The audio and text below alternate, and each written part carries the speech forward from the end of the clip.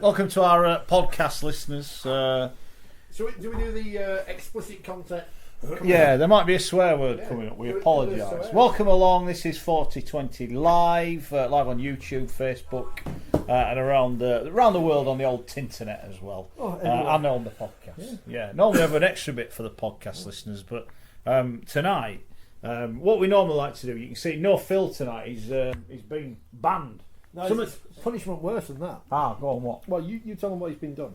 Well, he's been done for use of flares. Not the ones you throw on the field, but the one he wears in the 1970s. So he's banned. We've banned him. And he's as punishment. Yeah, he's had to go through Leeds Rhinos end of season 2, which of course we all thought was in June. Hey! It's a bit after April.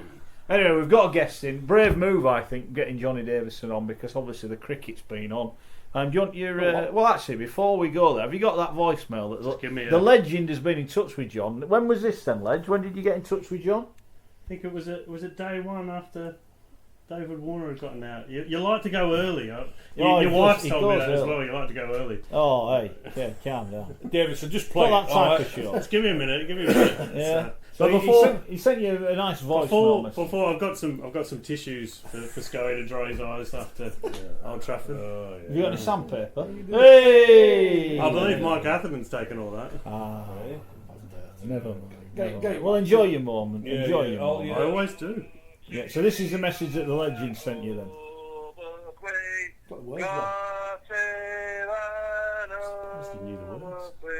God save the Queen. You're just making that up. You're not even singing the right words. And you might have had a couple. It's about 11 o'clock on Thursday morning. Yeah, I've had a couple. Did you return serve? The best bit's coming up. Save our Queen. We've got you rattled, you Aussie bastard. Bye for now. I think the best that bit went is well then, Schoey. That went the well. best bit is the bye for now. Just nice and chipper at the end. Oh, that went well. Welcome along. Wow, Friday the 13th. It's going to be pretty unlucky for someone, isn't it? At the bottom end of Super League London. Actually, before we start, we need to revisit last week, don't we? Because last week we were going to have to provide it. Why are we on it? I'm sorry. All right, okay. You told me I was going to have to apologise to you this week and all your legion of Hull KR supporting friends because I labelled Hull Kingston Rovers bottlers. Can I point you to some comments from the Hull Kingston Rovers coach in the League Express? Hull KR Tony Smith has questioned the league structure once again before admitting that tension got to his players in their defeat to London on Friday. So Hull KR bottled it in. That's in the words of their own coach. So are you now going to apologise to me? I mean, to be honest with you, the word tension is a different word to bottling it, to be honest with you. And no, the tension got to his players. No, you are not getting an apology. You didn't give me one last week. Why? Because I was right. Oh, no, hold on. You didn't give me one last week for the great performance and character performance against the Catalans. So you're not getting an apology. They beat Catalans. I'm not being rude, right? We've even got a token. Us four would give them a game these days. True.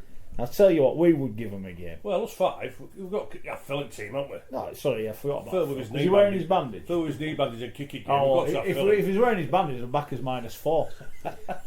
But no, you owe me an apology. You're not getting one. You're not getting one. They are in the mix. They are. If London beat Wakefield, and they've beaten them twice already, Hull KR are in the box seat to get relegated. Well, to be honest with you, I can't debate that, if I'm honest with you. And but I think first of all, we've got to give great credit to London, because when you look at that side, and when you look at the way they play, the great thing about it is it's simple, basic, effective rugby league. The forwards run hard and straight and direct. The half-backs play off there, they play without vision and awareness. And on the outside backs, have got plenty of pace from there. You look at them wingers. Them wingers are pretty good, aren't they? And Morgan from St Helens, he's settled in very well. He hasn't sucked all season. Going from the top of the league to the bottom of the league from there. They have just been brilliant. The team spirit, what they show. But we've said it all season, haven't we? What London do, they play for the full 80 minutes. They don't know when they're beaten. It doesn't matter who they've played again. And I've said in the column again today, and I said it 6 weeks ago, if Danny Ward doesn't get the coach of the season now, then I think it's a travesty for what he's done this year for London, what them London players have done. I think all of us here say maybe they may not win a game, they might win 2-3 maximum. Sensational, great team spirit, and I know we do the predictions, what, around about 10-8, but London will beat Wakefield on Friday. I think Ian Watson might have something to argue in terms of the coach of the year, but I think the key point with London, it was the start of last year when you tipped them to finish, I think, 11th. 10th. All right, and since then, you've inspired them. John, proved you wrong. John, and I gave my reasons, and also as well, congrats, because I've had plenty of stick as well from the Whitehaven fans. The Whitehaven chairman sent me the video of them celebrating because this year, many congratulations. You need to start charging these clubs. Many congratulations to Whitehaven, because I said Whitehaven this year would finish 6th. So many congratulations to them. Definitely. But I said my reasons for that because, with John Henderson leaving to go to Warrington, how would the players react to Danny and also to James Langley? But hey, listen, they're with them players each day, every day of the week, and they know exactly what response can get. They handled the pressure against Toronto, in that playoff game from there to get them into Super League. And this year, well, they've been sensational, and they're enjoying it. And when I talk about pressure, when there's pressure on you, you've got to enjoy pressure. You've got to enjoy pressure with a smile on your face, and that's what London do. Well, that's you're talking about Danny Ward. I don't think anyone could have predicted the impact he's had in 2 years. But he comes in, he's smiling, he's cracking jokes. The players are happy. And they want to play for him. Well, let me tell you this as well. Danny's is exactly the same as his old man David Ward. Because I can tell you, when I talk about David Ward, I get goosebumps because for Wardy, me as a coach, and all the players will tell you exactly the same. We would have ran over hot coals. We would have ran over broken glass for David Ward because of what he brought to us, not just as players, but he brought to the dressing room. He wanted us to go out there and express yourself, enjoy yourselves. If the pressure's on, it's not going well, keep doing it with a smile on your face. And that's exactly what London are doing from there, and that's why us as players, with David Ward, Danny does exactly the same as his old man, just lets his players go out there and enjoy that pressure. Brilliant. Okay, does Danny Ward know about coaching cricket? We could maybe do with him instead of Aussie, that useless Aussie we've got. So as far as the one that went to the World Cup. And as far as getting an by fluke. As far as getting an apology at this moment in time, Mr. Wilson, you can sing for it. Well, fair enough. My beloved Salford won at Leeds. Leeds in crisis. Well, they are. They've got a new coach now. We'll talk about Richard Agar shortly as well. I've got a few facts and figures on Richard's start to life, and is he going to be the right man? I think he's the right man at this time for Leeds. We'll have a chat with the guys about that. Get in touch on Twitter at Forty20 Live. Get in touch on the comments on YouTube. Loads of you doing that. Get in touch on Facebook as well. We're after shares, aren't we, this week? We want people to share. Yeah. We'll give away a copy. Is that the latest one? Yeah, well, the new one's out next week. The new one's out next week. We'll give you a copy of the. We'll do a draw. We'll give 5 away. Phil's not here. We can give you 5 away. We'll give 5 away. Don't tell Phil. Whatever you do, don't tell Phil. We'll give 5 copies away. That Leeds Rhinos Cup. No. We'll give 5 copies away of the latest 4020 magazine. We're after shares, retweets of the tweet with a link on and everything. If you could do that. And if you subscribe to the podcast, leave us a nice review because we've actually got quite a lot of subscribers now. We're quite pleased with that. We're in the Indian rugby charts this week. Are we? Yeah. Big in India. We're big in India, lads. We're getting Hey, there. listen, I'll tell you what as well, fellas. I was just doing a bit of shopping in Morrison's yesterday. By the way, Did you have your clothes on? I didn't have my dressing You didn't have your gown. dressing gown. But one of the main managers came up to me, saying, "Hey, Stop Schoey, coming in. Schoey." Yeah, put some clothes on or else. No, he said to me, "Oh, Schoey, do you come in often?" So I said, "Yeah, I just live up the road. I use Morrison." He said, "Oh, I've heard about your grey dressing gown. Come in any time what you want because I absolutely love your show. That 4020, it's the best show going from there." And to be honest, I mentioned a little bit about sponsorship as well, but he wasn't forthcoming with that. But Can't you just do us a half an hundredweight to pick and mix? well, yeah, that'd be handy. Sausage That would be very handy. Yeah, but even rolls, even one of the top men at Morrison's yesterday, he absolutely loves the show as well. So. Yeah. Hold on. Get in there. Now, Shaw Wright was banned last week. Banned Last week. Have you read out that comment that someone The put one on about YouTube? me on YouTube. Someone Well, put I this- can't. Someone, I know we're explicitly tagged, but it's still not saying that. No. well, yeah, but you can leave a swear word off. Miserable so and so. But Yeah. someone actually said it. The show was far better without that miserable so and so on it. It was a bit harsh, isn't it? Well, I know we're all about fan engagement, interaction. I was at Hangley on Friday, and I'm walking through the main gates, and this guy comes up to me. He was probably in his late 50s, early 60s. Had let's say a few pints. yeah. He goes, "You're on that 4020." He goes, "Yeah." He goes, "Schoey is an idiot. Tell him to stop eating biscuits." Best thing I've There heard you in my go. life. Anyway, you know, miserable. Sorry, lad here. numpty. He called you a numpty. You know, miserable lad here. Miserable lad here at Warrington last week posing for selfies. Wow. Yeah, fans. that's because only you With fans. He were getting asked for photos and he were taking selfies. Explain yourself. I don't care. He's the new George Explain Riley. yourself. Well, sensational. Don't touch that, Rich. You Just let that go through to the keeper. Okay. Also, No, about touching it. He just had a big play and miss. He wanted to smash it out of the ground. So that Leeds fan who's coming in for eating my biscuits. I'm there on Friday. I should be there around about 6 o'clock, walking through the gates. Come and say hi, will you? And I'll explain why I'm an idiot, because the biscuits are absolutely lovely. There you go. What about you lot then? You lot eat the biscuits. Why are you not idiots? I think you've answered your own question there. That'd be good. The press box at Leeds and Warrington on Friday be empty, won't it? I'm there. The big game. No, I It's the might big game. have to go there It's as the well. big I've game. been cast Radio Leeds aside. if they're not in Ibiza. I've been Two cast big clubs, aside. Rich. What are you talking about? Loads of people getting in touch. Well, Toby's been on. He says the press box seemed happy when London went over at Warrington on Friday. There were cheers, Mark. There were cheers in the press box watching the try from. Is that Andy who had his picture taken of you? No, it's Toby. Oh, is that Toby? Yeah.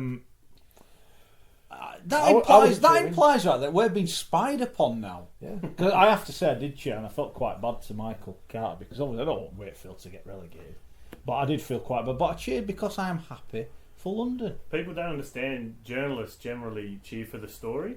Yeah. And that is the best story. Yeah, of If course London it is. lost, the story was It was dead. dead. Almost. Yeah, it you was dead. You want the greatest angle and the best story. It and was dead. That's an amazing story. Steve says, why is there a loving for London above Wakefield, Hull KR or Huddersfield? Well, let's put it this way. London spend far less money than the others. They've outperformed the others in terms of expectation. Yeah.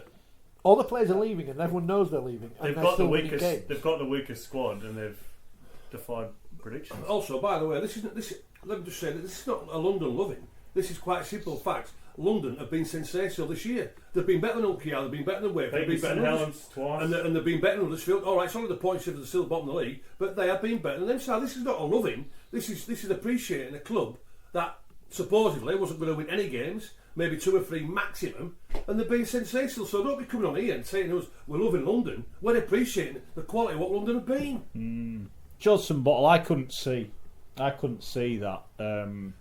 I watched them against Leeds last week. I couldn't see him winning. I did say I hoped they'd win. I couldn't see it just to get them off the canvas. 5-day turnaround, got them off the floor, and got them a win. I mean, See how good that opening try was. Brock Lamb picks it up off his feet, throws it up to G, he takes it full pelt. Beautiful try. yeah, play some good stuff. So it is all in the balance. It's going to be an unlucky evening. Who do you think? Toby said, I think the whole ground heard. Well, we did cheer. You know, I mean, I ain't gonna lie. Like you said, you want the underdog to keep on punching. It might fall. It might end in tears on Friday night. Wakefield might batter them. That might happen. You know, but I'm not so sure they will. Well, there's 4 of them in the mix. Yes. One of them will And go. we've got a poll. We have. Agree. Everyone does polls these days. Who is going down? 40% at the moment. Hull, Kingston, Opalonga Rovers. London Broncos 29%, Huddersfield Giants 17%, Wakefield 13%. I had a look actually. Wakefield, the odds on Wakefield to go down, i.e., the other 3 teams winning, is 12-1. Surely, you just got to go to the bookies, haven't they? Put a couple of $100,000 you on say it, that, but of haven't course that's illegal. Well, So you of course it is. you get your I am mates being to it, facetious. So Wakefield can lose, but still. Yeah, they can Stay lose and up, still yeah. stay up. Yeah. It's going to be tough for Hull KR to beat Salford in the form that Salford You would are think in. so. They haven't won 7 games in a row since 1976. Sorry, but with the points difference. but if Wakefield lose, Hull KR and Huddersfield win, Wakefield go down. But do you think Hull KR will beat Salford in the form that Salford are in? I don't think they will. Now, and what we must say, what I must say, I suppose form does go a bit out the window in these kind of. what I pressure must games. say, and we'll talk about it in a bit, is actually Wakey played pretty well at Warrington. Warrington for 40 minutes were brilliant, and then after that, Wakey were by far the better team. I thought they were a bit unlucky not to get a result, but we'll have a chat about that. We did ask a different question on Friday night, which has been running all weekend. Who do you want to finish bottom of Super League? Notice the word bottom, not relegated, because we believe in conspiracies here. London 10%, Hull Kings Rovers 29%, Wakefield 24%, Huddersfield Giants 38% of the listener want them out of Super League. Get rid of the Giants, That's they're a bit saying. harsh. What? That's a bit harsh. That's not me. The That's coach the listeners. listens to this show, you know. I'm trying to encourage It's you. not my fault. Yeah, very good. Keep getting in touch. We will have a chat about that and many, many things. That's Schoey just been fined 50% of his fee, which is we'll see. We're also going to talk about Jake Connor because I thought he was a disgrace on Thursday night. Yeah. I said it the week before, Schoey. If he plays at 6, Hull FC are going nowhere. Now they played Kelly at 6. They might as well have played you at centre because Jake Connor for me was a disgrace. What do you make of him? I know you've spoken to Radder, so again you've got to be careful what you're going to say. But is there any danger you turning it on to silent, or we're just going to keep having a listen at your messages? By the way, James has been on, and he's done our work for us because he's pinpointed the moment in the programme when he said, "Challenge Schoey to sit in a bath and mushy peas," so I can get the clip out. Thanks for that, James. 10th of December, 120 minutes, 124 minutes. Well, I want to know if all them Hull FC fans that have been slating me for saying that they're rubbish and won't make the playoffs are going to come back. You know, because they quote you. You get that as a journal, and you say something, and they go back 6 months ago. Yeah. Oh, you said this 6 months ago. It's horrendous. I'm going to go. I should go back and start trolling through this. But Jake Connor, disgrace, in my opinion. We believe. He had an exchange of words with Mark Minicello as he left the field. Minicello's been quite diplomatic in the paper today, saying he's a talented kid, but he's got a lot to work on. Number one, he's got to be his attitude, hasn't it? I think also as well. I think he was there for everybody to see, wasn't it? It was. So listen, let's not for the first time. Listen, let's not put no spin on this. And we all know what happened with Liam Watts at Hull. You know, Radders gave him 1, 2, 3, 4, maybe 5, 6 goals at saying, listen, we want you to save this club, but you've got to change your attitude, you've got to change whatever you're doing because the players are getting fed up with it. Anyway, that went. But what I saw there on Friday night, it was quite simple. Whether he's looking to get a move away from the club, that's a talk around the place. But you cannot make yourself bigger than the team.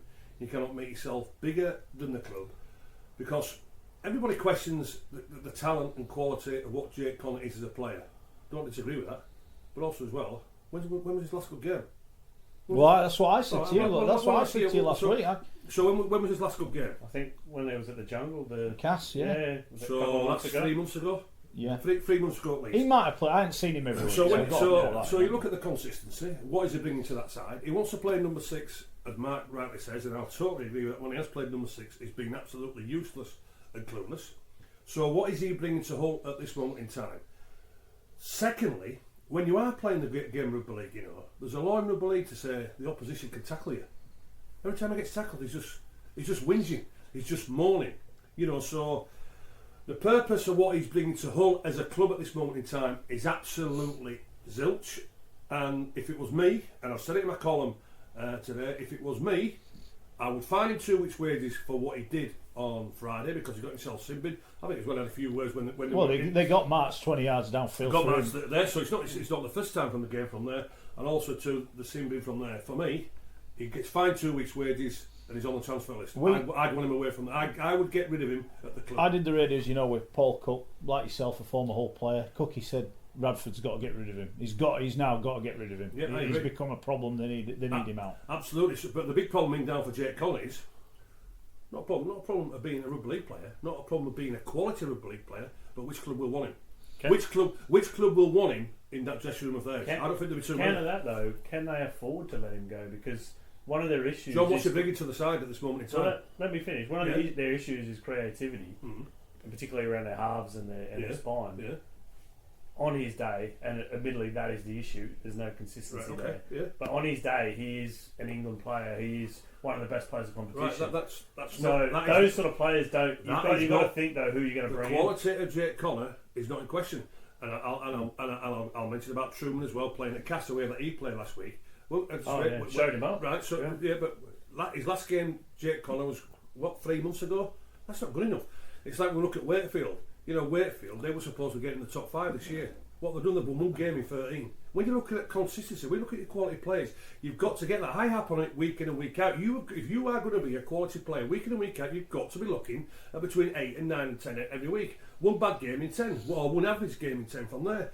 And Jake Connor, at this moment in time, he wants away from Hull, but the way he was on Friday night, as from a playing aspect, a discipline aspect, that's telling me you're getting fined and you're on the transfer list. I don't want you at this club. It's like when he played for England last year against New Zealand. He had a great couple of games, and everyone was praising him, and it's like that's gone to his head, and now his attitude now in nearly every game. It's shocking. It is.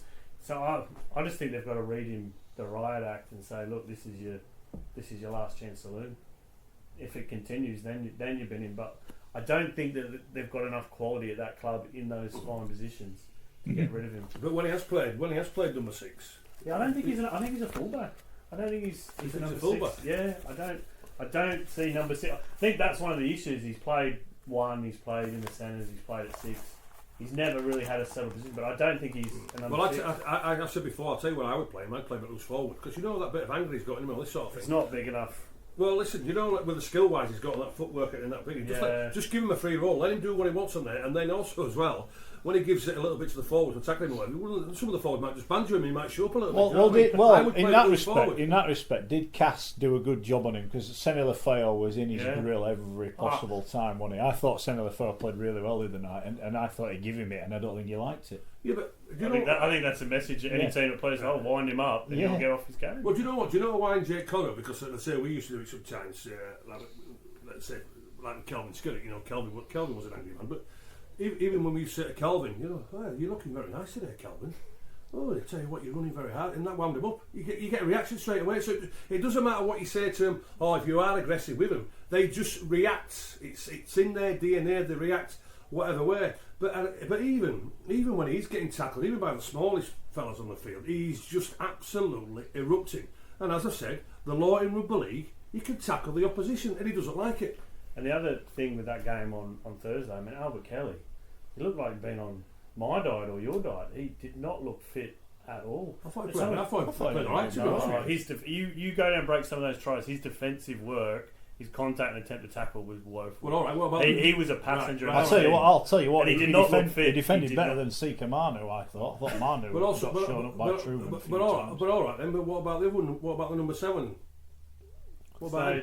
It wasn't a good team performance across the line. Okay, I thought Kelly was particularly poor. Go on then. Well, Kelly was better than Sneak. Don't worry about that. Dave's mentioned will Connor be at Leeds next year. Has that changed Connor's demeanour? Where would he play when that story came out? Can't sign Luke Dale and Jake Connor. Where's he going to play? I don't know where he'd play. Leeds won't want him. Leeds won't want him now. Don't worry about that. They won't want him around that club. They won't want him around that dressing room. Not a chance. I'll be absolutely. I'll be gutted me if Leeds sign him. I will. Go on. Someone's been on and saying that I don't like Hull. You don't like Hull, apparently. Adrian Durham. It's Steve Bucknell. Mark Wilson appears not to like any Hull teams. Hull FC have underperformed, and I said at the start of the year they won't make the top 5. You've always been biased against Hull. It's looking like they won't make the top 5, barring a miracle if they do fair play. I also said Hull on their day could win the comp, but for me, a team that's worthy of winning the comp doesn't have a points difference of minus 107 with a winning record and don't lose by 50 odd.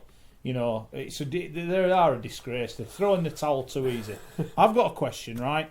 And we were told Lee Radford's getting a new deal. Adam Pearson said that on Sky.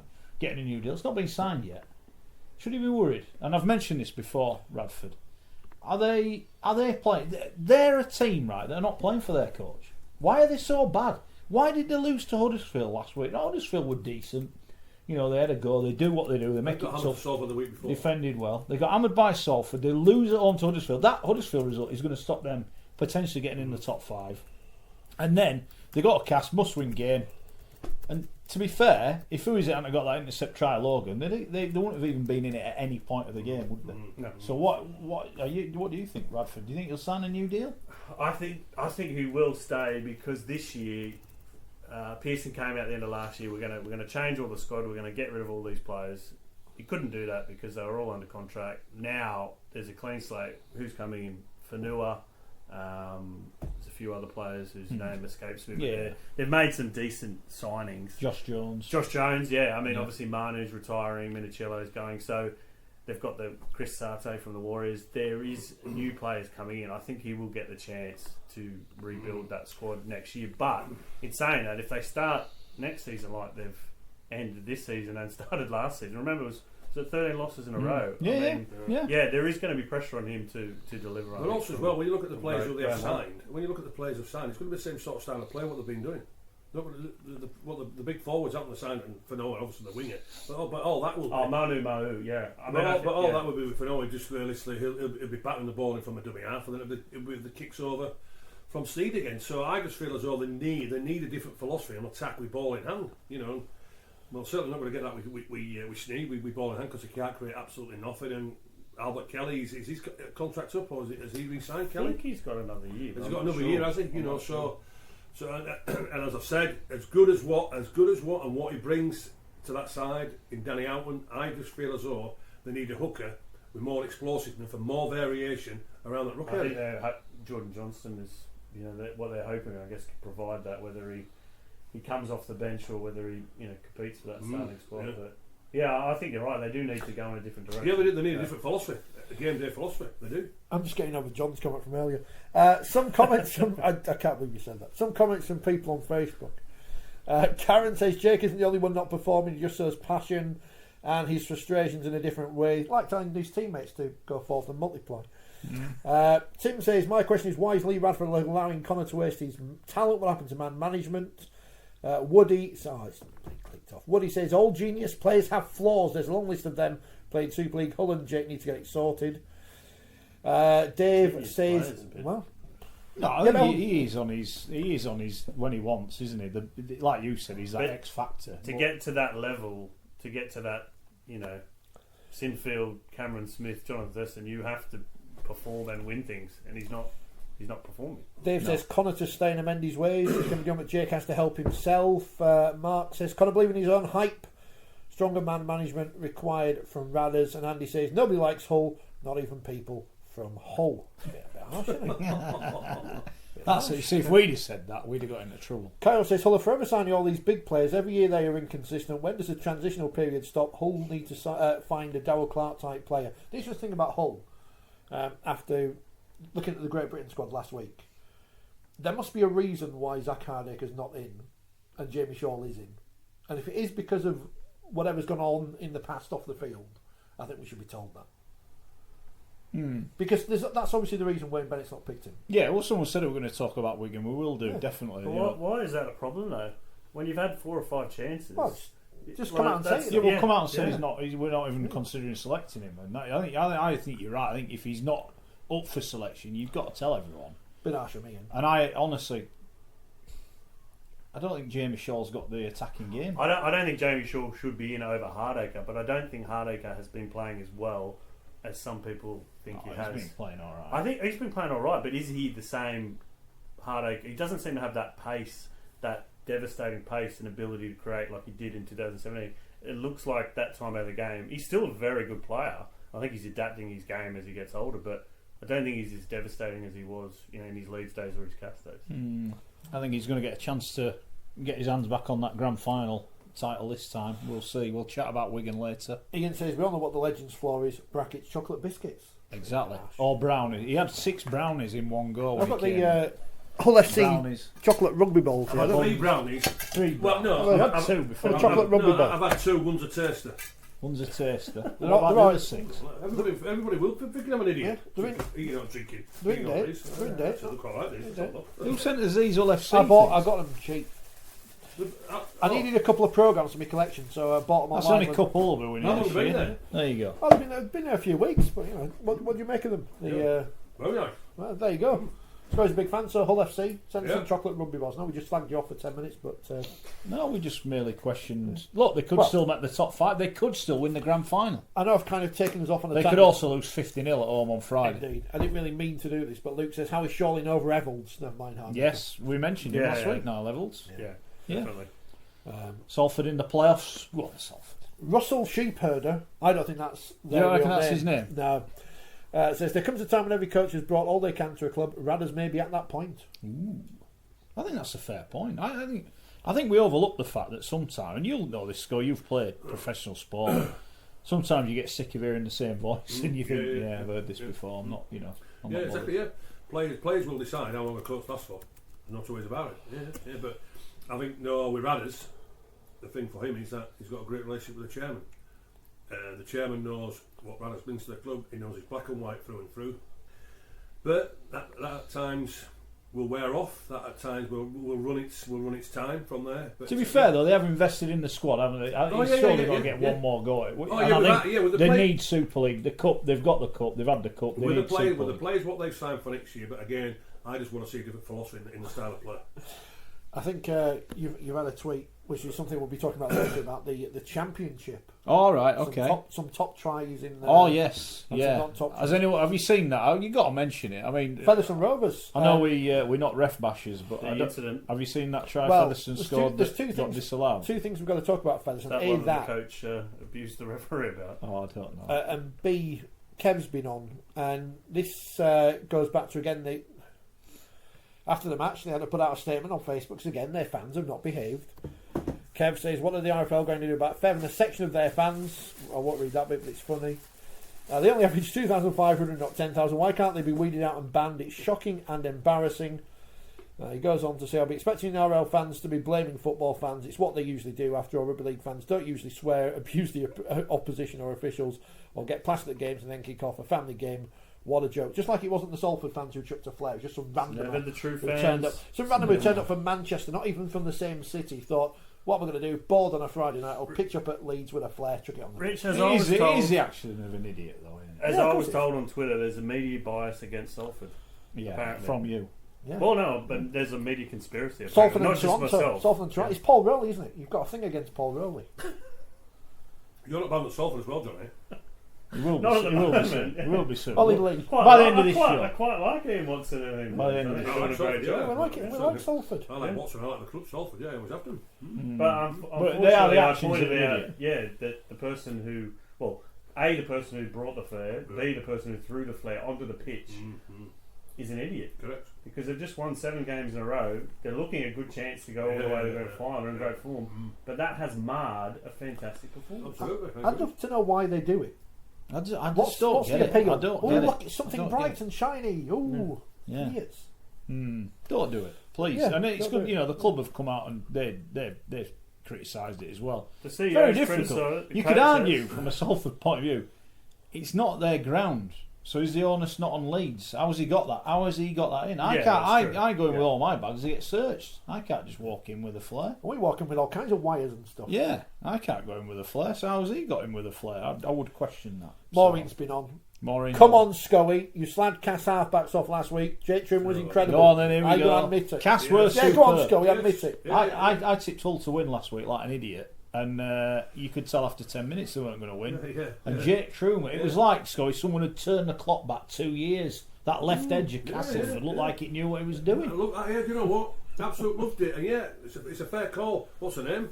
Maureen, it's a fair call. But if you're trying to tell me the week before he was absolutely useless and clueless against St Helens, well, I'm thinking I get to Specsavers, love, to be honest with you, because him and Jamie Ellis were exactly the same. And this, Jake Truman, he's a special talent. Yeah, when I saw him when he made his Wigan debut nearly 2 years ago now, you can see that. But it's all about the consistency in the play. It's no good playing 1 out of 6. No way, mate. He needs to produce that week in and week out, as I keep saying.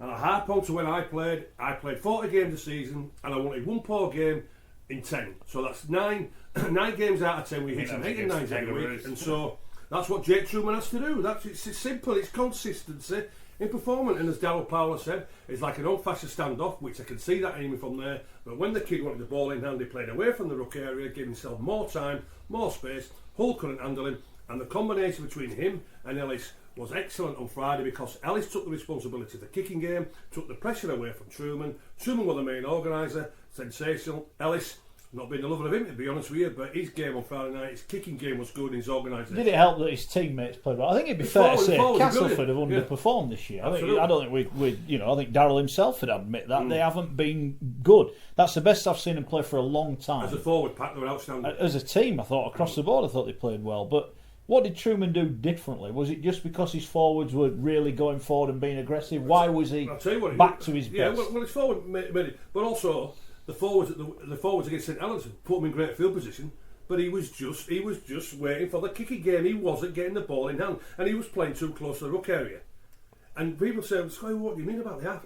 You're too close. Hookers nowadays can pass the ball easy 15, 20 yards. So standoffs, right, should be playing second man out easily away 30 yards from there. Stand a little bit deeper and you can put the defence in free minds. It's easily done because I've done it myself. It's easily done. And that's what Truman did. Gave himself a little bit more space, a little bit more time, and bamboozled to the defence.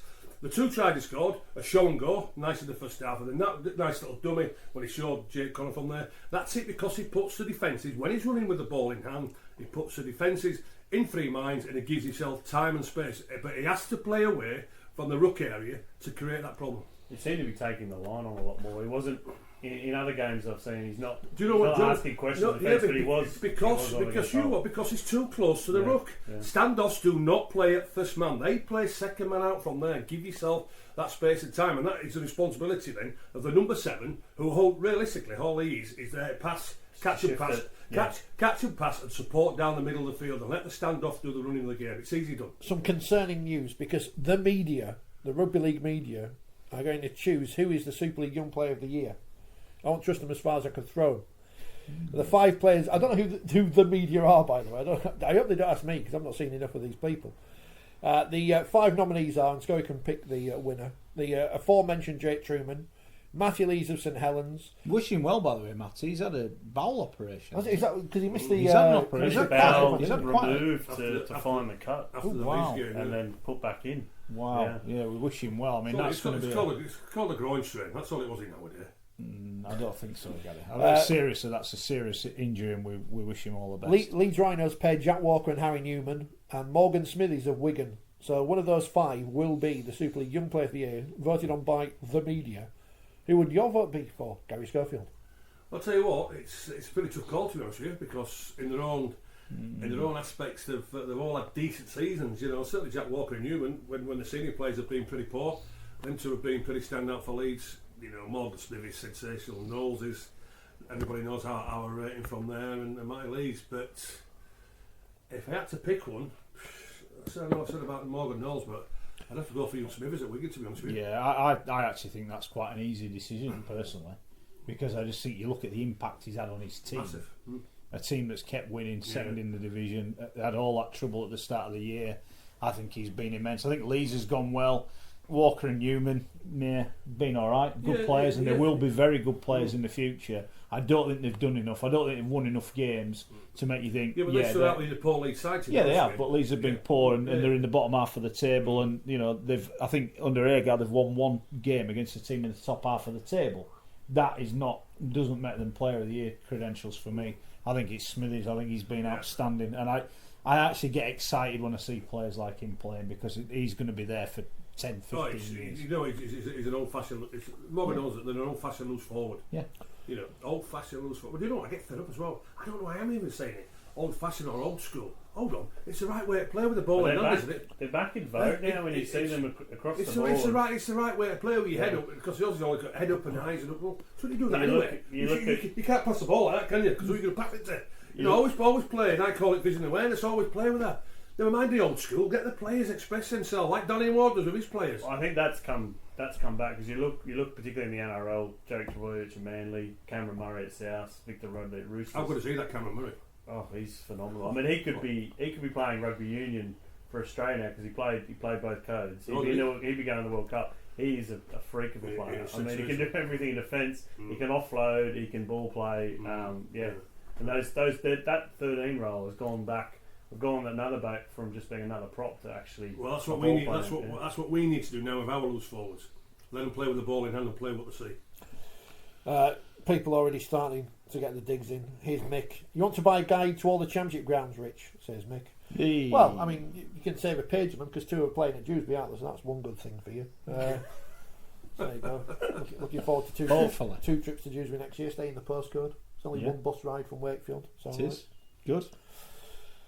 People's Slate dual registration says John, but it's helped Newman to get where he is so far, and Featherson into the top 5 as well. Yeah. Well, he hasn't played, has he, this year? I don't think. He's played all at Leeds. I like him, Newman. I think he's growing.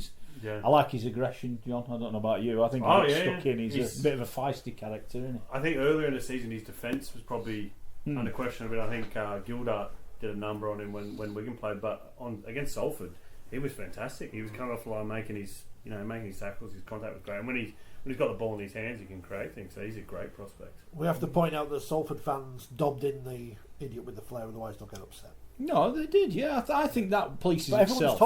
But it's one idiot that that brings down the good name of the club. Sadly, it's like this show. We've got one idiot, and we all get tarred with the same brush, don't we, John? Rich. Well, it's a bit harsh. Phil's not here. I'm talking about Phil. He's not here. I'd love someone to explain why you take flares for the rugby. Why? Yeah, It's what is it's it? dangerous. You know. It's showing no Was it respect like for a the people fisherman or around you, isn't something? You think his boat had got lost? He was letting off a distress signal. Danny Baker used to do a great phone. Things you've got into football grounds. So, like, because obviously you're not allowed to get anything in. It's when you're with a chainsaw. Chainsaw. What did he say? Was that guy? What is it? Who was it? The Timberwolves. What are they called? The Portland Timbers. Portland yeah. Timbers. That's The it. guy with the wooden bow tie. If you never heard the wooden bow tie, just when we've finished, go search that. So we've spoken about Cass and Hull. I mean, 2 tough games this week. Cass go to Wigan, Hull at home to Saints. Do we think Cass are in the 5? I think Cass will get beat, but they'll be in the 5. Depends what side St Helens take, doesn't it? Well, they've got next week off regardless, so they're not going to. I think So they'll put a number on it. Yeah. Yeah, they'll want to go into the week off with confidence. They want to go and with a go. loss. And so does that make it? I don't have to get bachelors have been up to me. Schoey, you're going to send us a fortune, but we'd have to put you in a bath of mushy peas. So hopefully, To be fair, if you got in a bath, they're not going to be. They might only get a couple of cans of peas in, will you? Strategically placed. Why? Well, I imagine when you get in, there's a little bit of water you get in, it goes right up to the top. Move on. Coming up, by the way. So do you top 5 or not? No. Cass. Oh, Cass. Oh, Yeah. sorry, Cass. Yeah. Coming up in our comprehensive roundup of Women's Super League at 7 o'clock, plus the full guide to teams in the Nigerian Rugby League, which I'm going to cock up all the pronunciations of. So stay tuned for that at 7 o'clock. If you listen on the podcast, skip forward. We won't talk about anything interesting for the next 20 minutes. Elsewhere, have you got something against Featherstone, says Dave? No, just point out that they've signed loads of players from Leeds on dual reg, and that's why they're where they are. If they didn't have all those players, they would not be where they are in the league. I did like Simple as the comments from David Longo. I think it was yesterday or today about the crowd trouble, and he has actually said, if we need to ban alcohol at the ground, we will. If we have to play behind closed doors, we will. And What's actually, happening to Featherstone again? I think there was there race. There might have been racist comments aimed at a steward, and I think there was. What you said is get. Yes, I believe so. I wasn't there, but from what I've read, but they're also trying an education program where the players go out into schools and I guess trying to educate the local populace about. I'm not sure it's the kids that are the problem, or is it? No, I'm not saying it is, but I think what I am saying is that the club are being proactive in trying to combat this. They're not just saying, look, we don't have a problem, or it's just an eyesight. They're actually the club I'll just are being get some active. CCTV and get a bloke to watch it and go, it's him. Kick him out. Well, I think they've done Quite that. easy. I think they've done that with other people. But, Okay. it's It's just an ongoing problem for him, isn't it? And It's an ongoing problem in the game, though, isn't it? Yeah, it is. I mean, look at what's happened at Warrington and Catlands earlier in the year, and other grounds. But this is why, and Salford need to be aware of this. When you get a reputation, you're the easy target. I'm not saying it hasn't happened, but when it's happened again and again and again, people will point the finger at you, and the fines start mounting up. When the guy threw the bottle at James Child. Yeah. So just need to be careful. We need to be strong with the punishments, but it's the. Everyone's looking for excuses for things, aren't they? As soon as something happened, it wasn't a real Salford fan. It doesn't matter. Don't come up with excuses. Just get on with it. But Richie, you just mentioned there we need to be strong with punishments. What punishments? That's a true. fair point. When a punishment's going to start? Yeah, exactly. We're still waiting for that debacle at Warrington and Catlands, aren't we? We are. You're right. You go back to football, and all football goes on about at the moment is everything is the fault of social media, and social media is evil.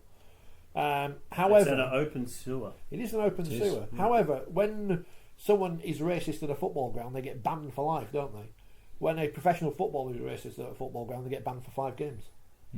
So, and the same happens in rugby league. If someone makes a homophobic comment on the pitch, they get an 8-game ban or whatever, don't they? If someone makes a homophobic comment in the crowd, they get banned for life. So What's the difference? Dave says it's legal. Yes, it is, Joe Reg. I'm just pointing out Featherstone have used it to their fullest. No, I'm not saying it's a bad thing. It'd be interesting, but, you know, though, next year when reserves come in, how that affects Featherstone. I like because Fev. Leeds will have to nourish their own reserve team before starting to think about Featherstone's. I like Fev. But I agree with John's point earlier on.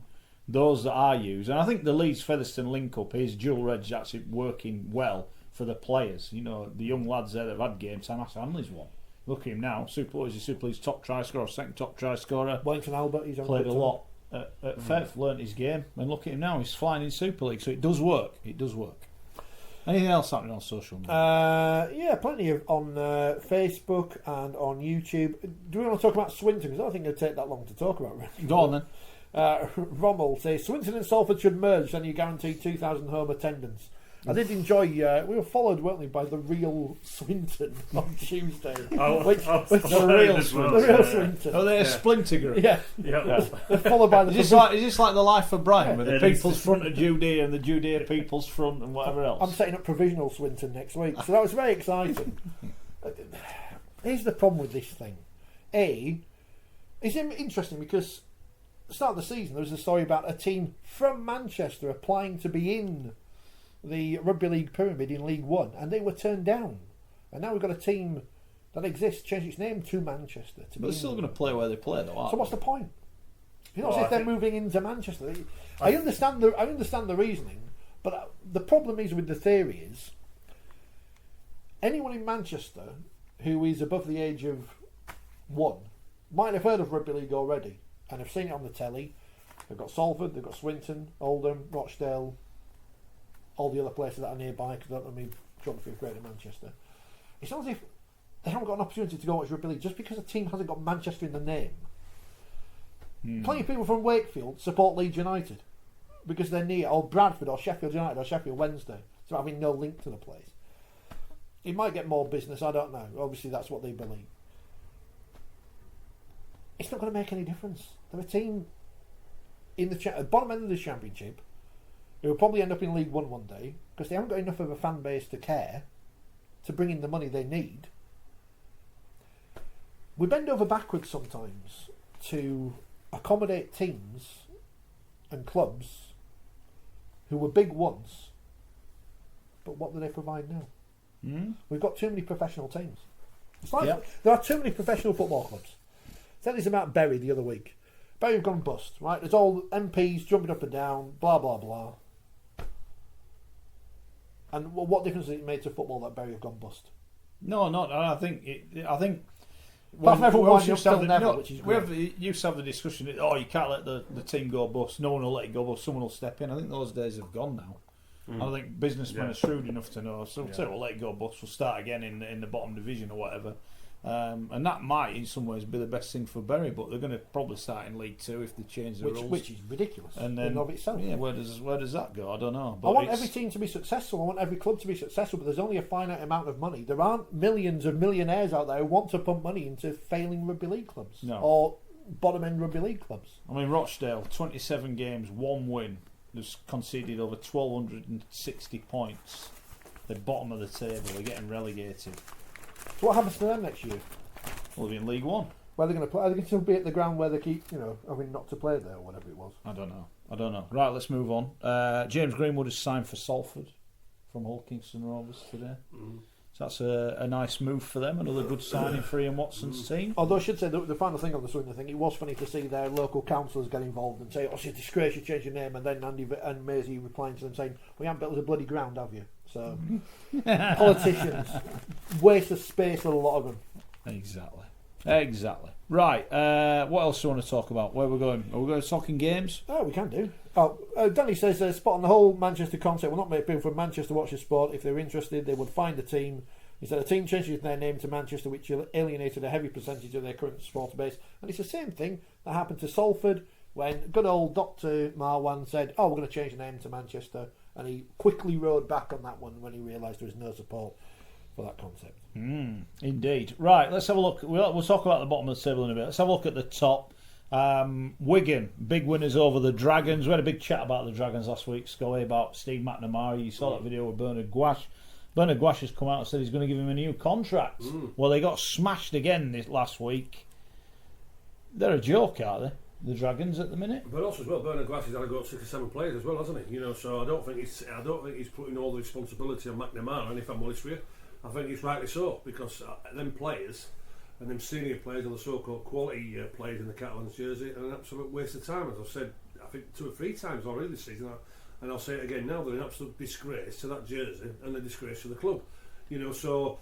Macca will have to take some responsibility because he's the leader from there, and certainly now, apart from the coach, the man management's got, I would say, a lot better from there. But them players, certainly them senior players, and have been a disgrace to that jersey. I don't think you can blame McNamara fully, 100% for the way that, as Bernard himself has said, the second part of the season has been disastrous.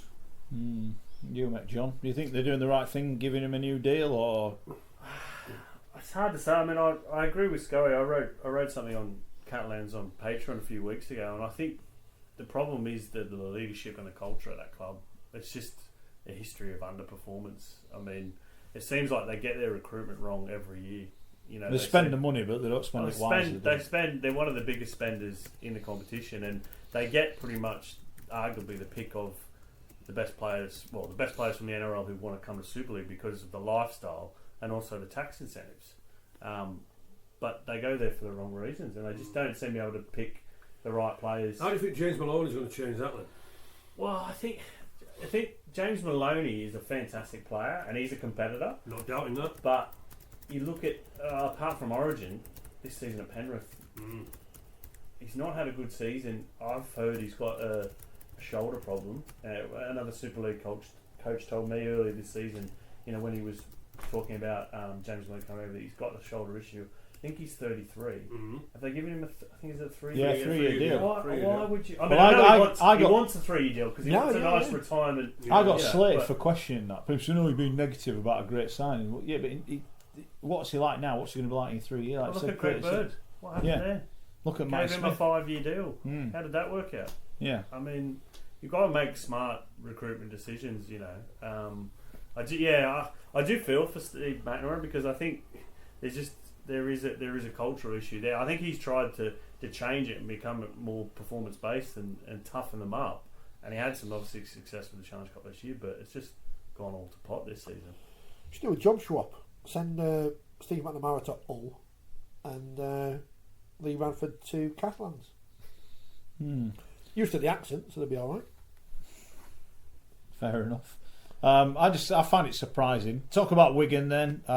French 3 tries for him. He is quick. He is rapid, that boy.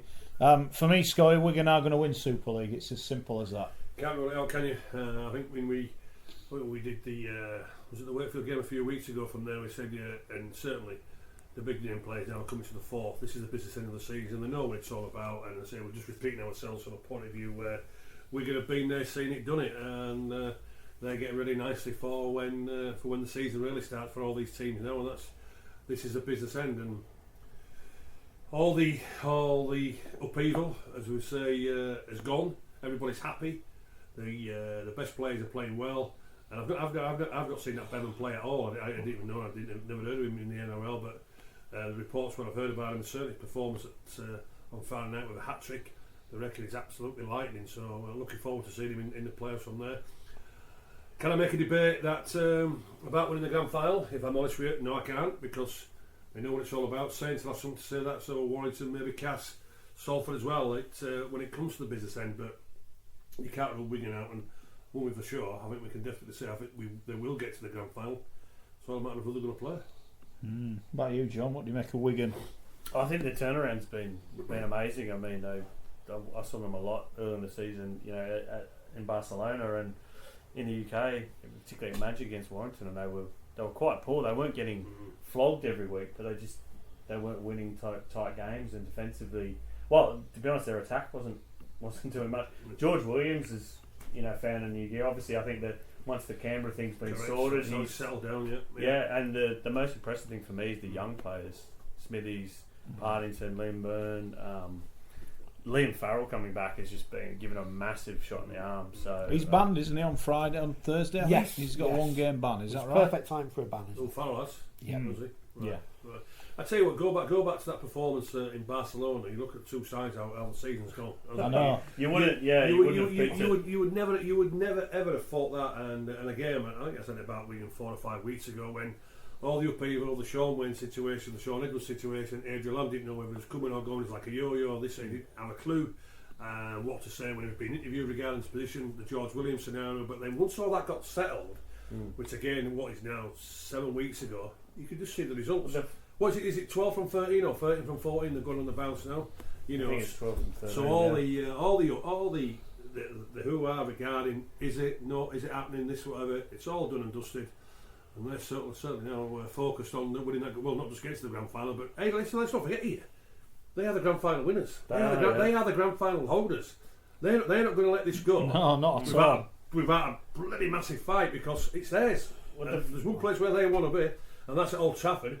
When it comes to the last game of the season. Well, the funny thing about that Barcelona game was Catalans treated it like it was a grand final, like a Challenge Cup final. Like the atmosphere there was amazing. You know, the Catalonian people, they really got behind it, but it was just another Super League game, and it was special. But you've got to keep playing the rest of the season. Since then they've just dropped away terribly. They have indeed, awfully. Some would suggest. Don't write off Saints. That's what I've been told. No, well, look, they've lost 3 games all year. 2 of them against London. Don't look beyond the Saints. Who's the other team that beat them? Can we? Catalans. In early in the season. 23-22 or something. Yeah. Catalans are Yeah. Very good. So yes, Wigan. Look, they win on Thursday night against Castleford. They will be second. Interesting. Who's going to finish third? Could be a shootout between Warrington and Salford. It's all about the points, isn't it? It is. Rich and I saw Warrington against Wakefield when Rich wasn't signing selfies and having his picture taken. Signing selfies? Well, you know what I mean. Darryl Clark, instrumental, played really well. Hit the straps first 40. To me, the Warrington we saw earlier in the season was back. Second half came out. Awful. Wakefield should... If they'd have got some out of it, Wakefield, you couldn't have complained, I don't think, as a Warrington fan, could you? Was in the doubt until right at the end. I still need to re-see Deck Patton playing the ball into touch, which was one of the most amazing things I've ever seen. One of the most schoolboy errors. He's kicked a drop goal. There's 7 in front.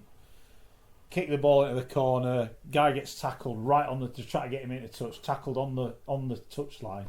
Deck Patton standing next to the touch judge, 1 foot in touch, picks the ball up to play it, passes it, and goes, what? And turned the ball straight out. You've never... Wasn't it so village, wasn't it? He actually stood out of the field to pick the ball up and play it. It was like, I don't believe you just did that, mate. I don't believe it. Talk about game management. He didn't have any there. But also, when you look at them 2 games, what Warrington going to Leeds and then obviously Salford play Hulkey Rovers, the purpose in the games, as we know, Hulkey need to win to literally survive. Salford, they need to win, but also to win, I think, around about 16 points more than what Warrington get if they beat Leeds, or Leeds need to get Warrington out from it's there. 14. Yeah, 14, you know. Yeah. So there's plenty of purpose in all the games, as we all know, with the bottom 4 we talked about, but even for the top 5 from there, you know, Salford and Warrington, Wigan, they want to make sure that they win to make sure they get the second spot. But like you said, Warrington and Salford are in effect playing for an extra life. Third and fourth place. That's what they're doing for the home draw for the extra life. Yeah. The thing that impressed me most about Salford on Friday was that they were so patient. It was like a finals game. They waited. They kicked in. They forced dropouts. They just slowly worked. Right, so I'll ask you the question then. I don't really think that they can, but can Salford get to Old Trafford? I think they can. They can. I think you look at that team, Jackson Hastings. He can't do it by himself. No. Well, they're not a one-man team. But he might be the best player in the competition, and he's playing. Tui Lolohea is a completely different player. Right then, can that Salford pack take on a Wigan or a Salford to St Helens pack? I think that they've got the pack that can do it. It's not, it's not a big name pack. It's no frills. But Josh Jones, he was tremendous at Henley. Players like Gil Dudson, Moss, they're in great form. I think they can actually do it. They've won 7 in a row. I mean, when you keep winning, you don't care about who. My worry is confidence. They win 8 in a row. Yeah. If they come 4th, bomb out first week. That's the worry I have for Salford. Because have they reached their goal by getting? Will they go to Warrington then? They've got Warrington 3rd place, 4th, don't they? No, 2nd place, 3rd. Is it? Yeah. Oh, fourth place, fifth, is it? Yeah. Oh, right. I thought it was second place. So they would play Fifth, Castle third for place, the fourth. Yeah. Are you sure? Yeah, I'm pretty certain. Oh, right. Yeah. Saints have the week off. Second Yeah. play third. Winner goes to play Saints for a place I in the thought it was second final. place, fifth, and third place, fourth. Are you sure? No, Oh, right, okay. I'm quite confident. Losers on go that. out of the fourth versus fifth game. Yeah, Yeah, you losers, lose, yeah. so they're out. Oh, yeah. right, okay, Yeah. right. But I mean, regardless whether they finish third, fourth, fifth. I mean, when is the last time Salford finished that 12? Are we talking since the 70s? I don't know. I don't I know. mean, Last I time asked Salford Ian were any Bleak- good, yeah, I sorry, asked- 70s. I asked I'm Ian Bleak- I'm a new Salford fan. Got a big S on the Yeah, shirt. I'm surprised you're not in your shirt. I asked him, please, he can't remember when The days of when, Salford were, you know. Oh, it's back They to can the- win it for me. It's back to They the Dan genuinely. Watkins at Keith Fielding days, 1971. Well, he was on, yeah. on I Superstars. think it's 1975 since they've gone 7 on the bounce. Oh, it's Keith So Fielding if and you're, Dave Watkins. if you're a at Salford fan, Oh, enjoy it. massive. Don't bring flares to the game. Don't moan about media bias. Just enjoy your This team doing is well. a long time between drinks for any success, you know, for Salford. And, well, and we spoke about it loads of times, how we like Salford playing the way that Ian Great to Watson has watch. done. What he has done, not just off the field, but not just on the field, but off the field With as a well. tiny He's been budget. brilliant. Absolutely, been brilliant. He has. I'm with you. I think they've learned that other way of playing. They That's- did it against that's- Huddersfield. yeah, They weren't yeah. great. They ground it out. They won. They did it against Warrington. They weren't great. They ground it out. They won. They Yeah. did it again this week. So the word They know how to They've do it. developed Yeah. that patience style yeah, of I'm just going to football. say there, John, the word what you just used a couple of minutes ago, patience. I'll tell you what, that could be a massive telling factor if they were to get to the grand final. Well, it's going to be an interesting one. Hull KR at Salford. Hull KR, they've got to play, unless London are 30-0 down at half time, they're going to have to play to win the game, and it's not going to be an easy game for them to win. Jason points out Salford made a playoffs in the mid-2000s. They were hammered by the Bradford Bulls. So what have happened to them? Under Carl Harrison. Big fan of the show. Oh, he was. Oh, he wasn't. But was that an Do you eight? like No, the he show isn't. now? He Do you isn't. I don't not know. like the I show don't now? know. Was might that an do. 8? Was that an 18 playoffs? No, I Rich? don't think it was. All right. I don't think it Yeah. was. It might have been a 6. A 6. Did we have a 6 at one point? I think we did. Yeah, yeah. Can I tell that story about Carl Harrison? I'll show you that one for another Yeah, day. you tell if you Big want. Carl. Oh, Yeah, he's Yeah, more I than haven't us. heard this one. Remember when we used to? Remember Radio Yorkshire? Remember those halcyon days above the sandwich shop on Ellen Road? You asked him to do some co-commentary, didn't you? No, I did. No, it was Halifax. I wanted him to Halifax. do an interview, Oh, and he was right. like, "Yeah, great." And then he found out that we were associated with Ken Bates. He's a big Legion. He is a big Leeds United and he fan, wouldn't, yeah. he wouldn't Uncle Ken. do it. So there you Carl, go. We never heard so, from him again. It's like the Japanese fellow in the jungle. The war's over. He's gone. He's not on the ground anymore. Come Go on, speak to what's us. happening on our poll? You said The them polls, up, yeah. Before you go Before to going your... into stuff, yeah. Well, yeah. you'll stuff your face. Who's going down? Oh, yeah, that's a good point. I will actually. Yeah. Will I, mate? 40% Hull KR still, London 29%, Huddersfield 17, Wakefield 13. So those Nonny boy. people, those 40% think London beat Wakefield and Hull KR lose at Salford. We haven't mentioned, but who's going to make the grand final in the Championship, assuming Toronto are in there? This one's tight. Toulouse 45%, York City Knights 43%, Lee 10, and Fev. But it's not me, Dave. I'm not fixing this. 2%. So there you go. You can vote. Forty20 live on Twitter. Right, so in the world of the Nigerian Rugby League, which starts this weekend, and apparently they've got a TV deal, which is more than the Championship. Yeah, we need to get on that. We need to be on now. Are they on our league? I don't know, my passport's run out, so I might have to get a new one. Can we still get to Nigeria after the 31st Hello, of coach. October? Yeah, no, coach. So there's two divisions, right? You need a driver if you're going to go. Two divisions. Women's Rugby League coming up. Two divisions. In the north, you've got Joss Minor, the Carno Lions, Carno Gazelles, it's a big derby there, Carno Derby. and the Zazao Bulls, 2019.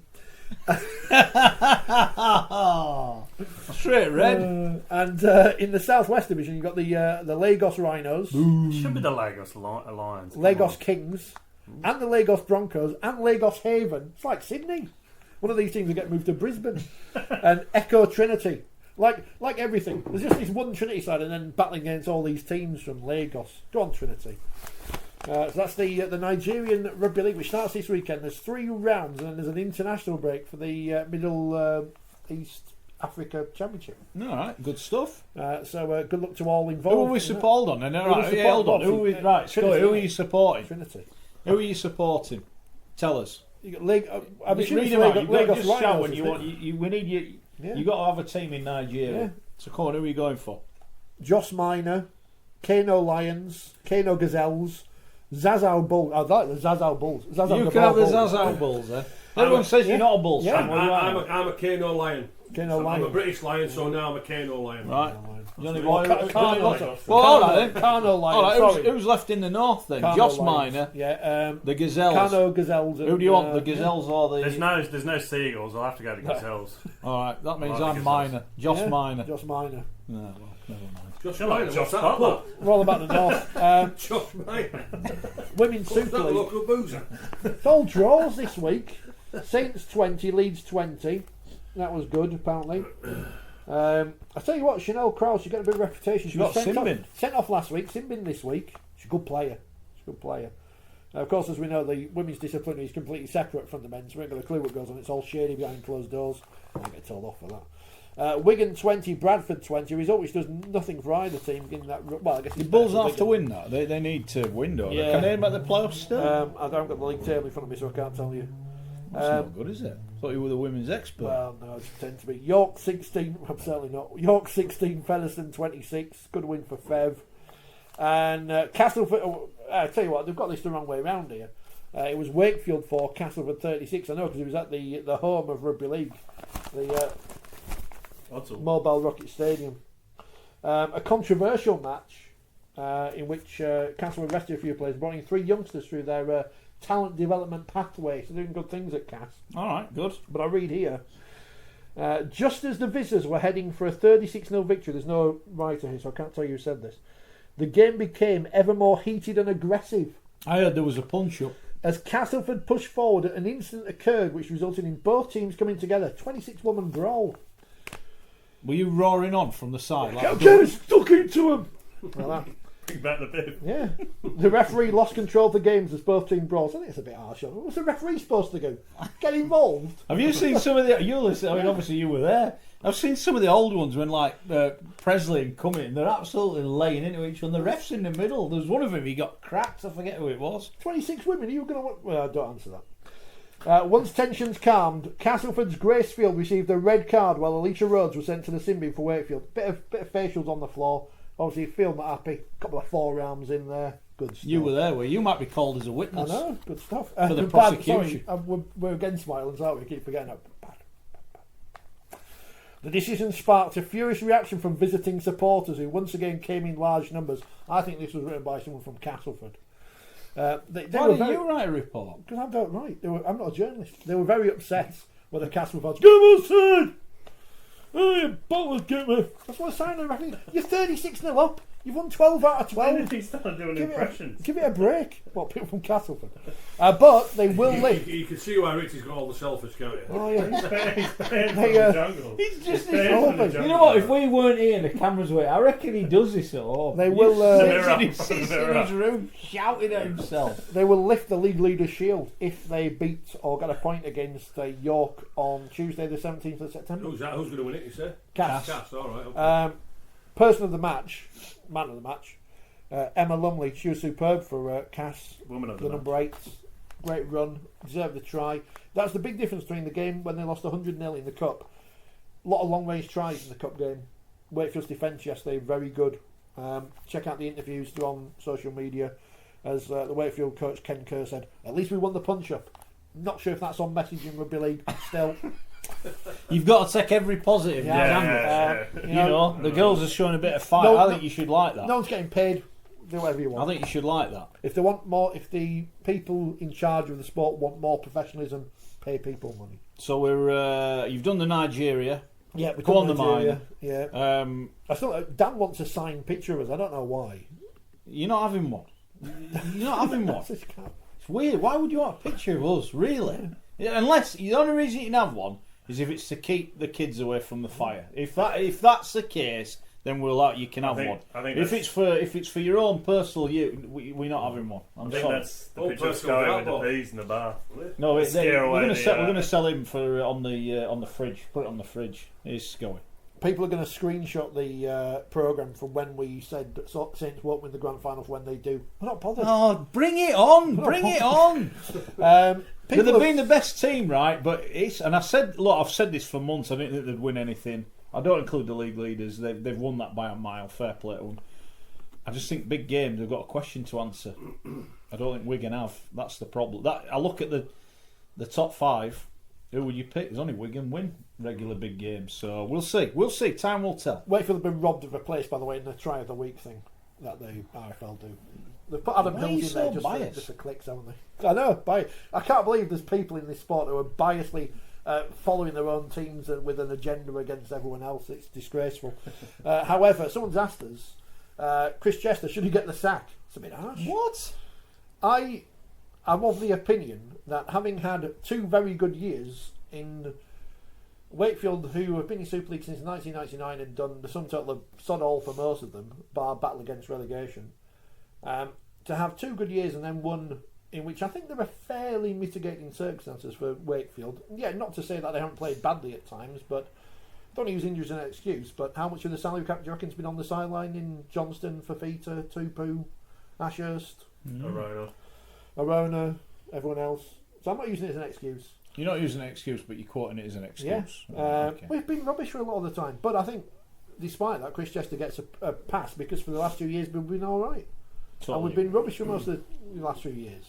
Would you get rid of him? No.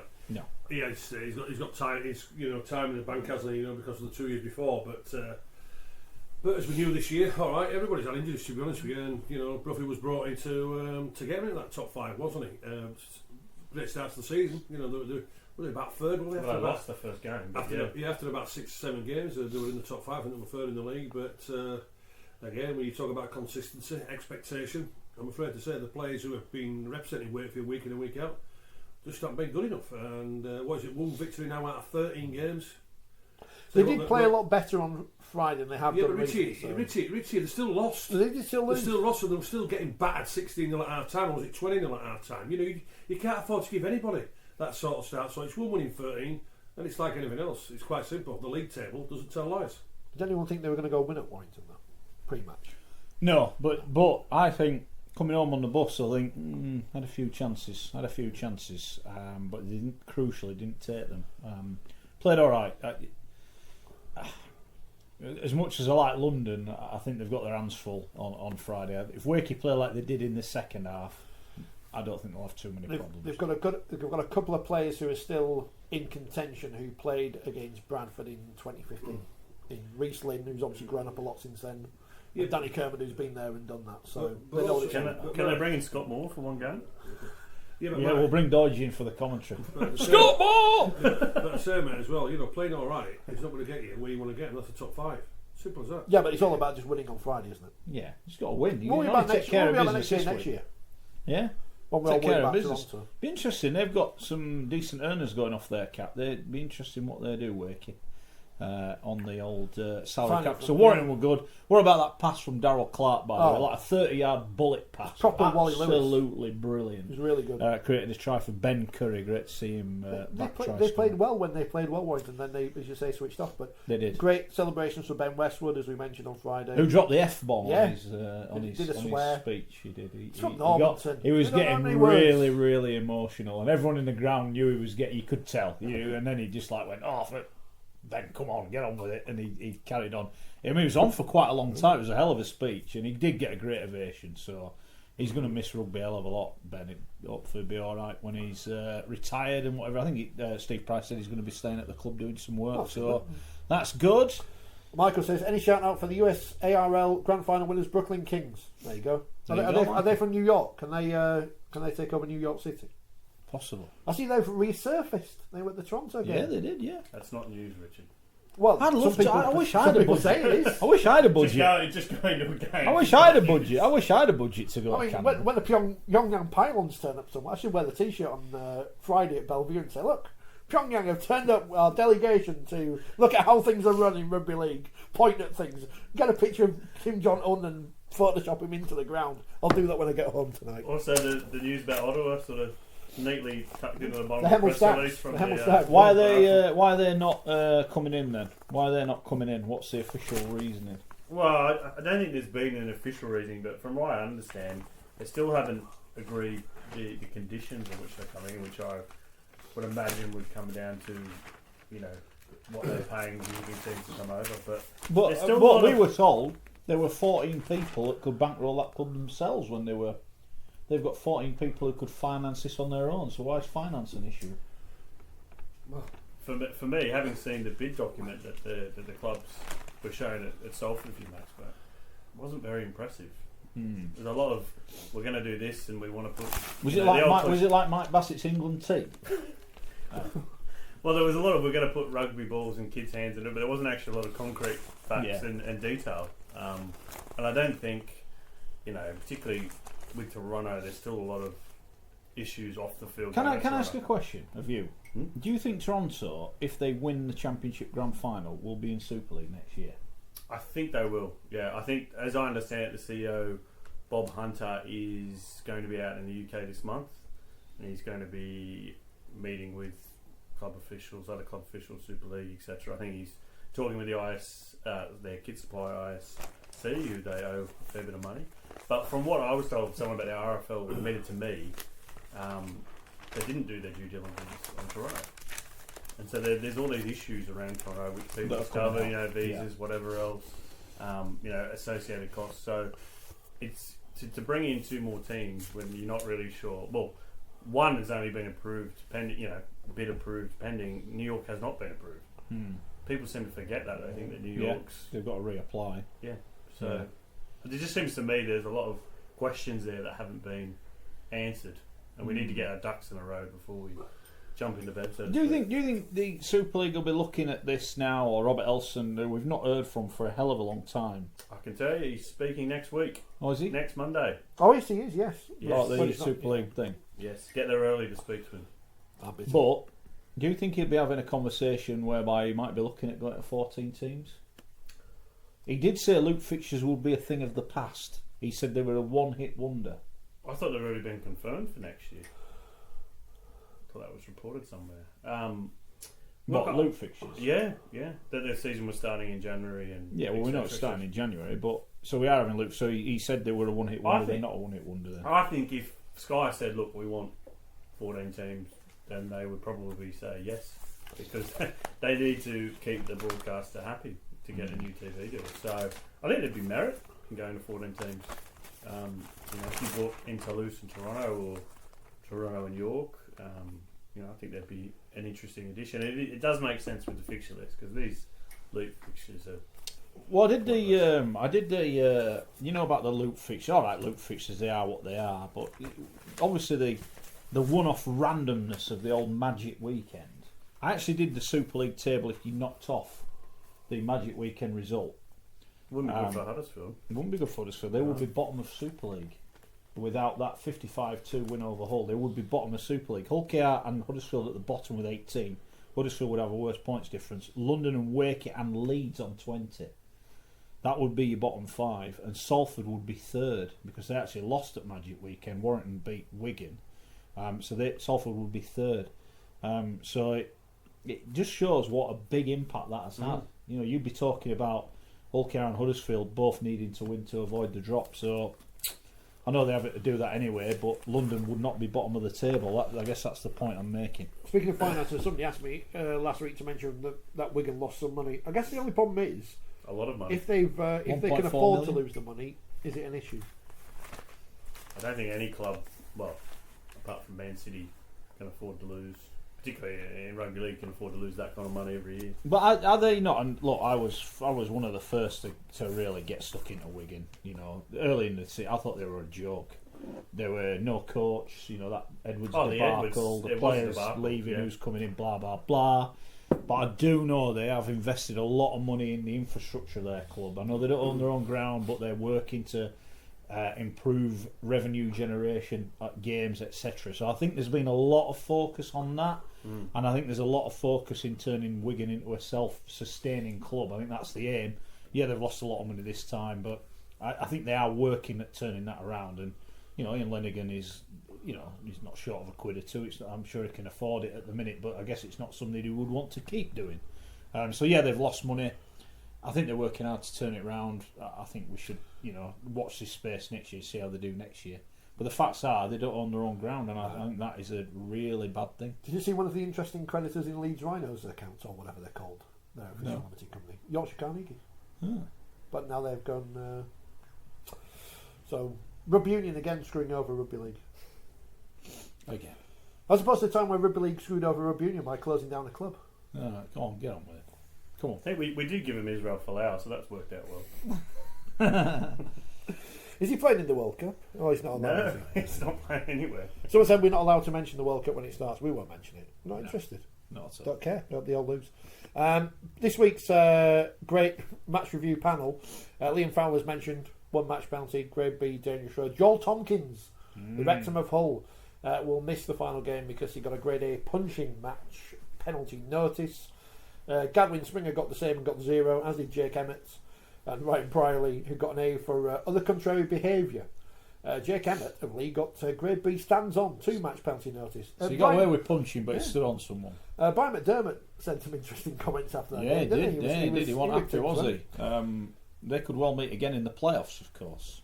Someone who will be meeting the Rugby League Disciplinary Tribunal is Brandon Moore of Halifax, who got a grade D. Questions integrity of match official. These people are not learning, are they? That's right, in a column instead, Brandon. Dane Chisholm, 0 matches, grade A contact with match official. Jack Ormondroyd, grade C, foul abusive language from match official. 2 match He did have what penalties. looked a perfectly good try disallowed. A perfectly good try that potentially would have given Featherstone a home playoff this week. And then some random other people. Nathan Chappell of Hunslet, grade B, dangerous for 2 matches, so he'll miss their game on Saturday or Sunday with Workington. Sunday at Workington, yeah. And Bradley Foster of Doncaster, also 2 matches, a grade C, dangerous for us. What's the difference? He'll miss their game with Newcastle. Fair enough. Potential. Okay, good stuff. That's all coming. Keep getting in touch. We've been having a chat about what's going on in the old Super League. Salford won against Leeds. Richard Agar as the new Leeds coach. Schoey, what do you make? Yeah, I think it's the right appointment.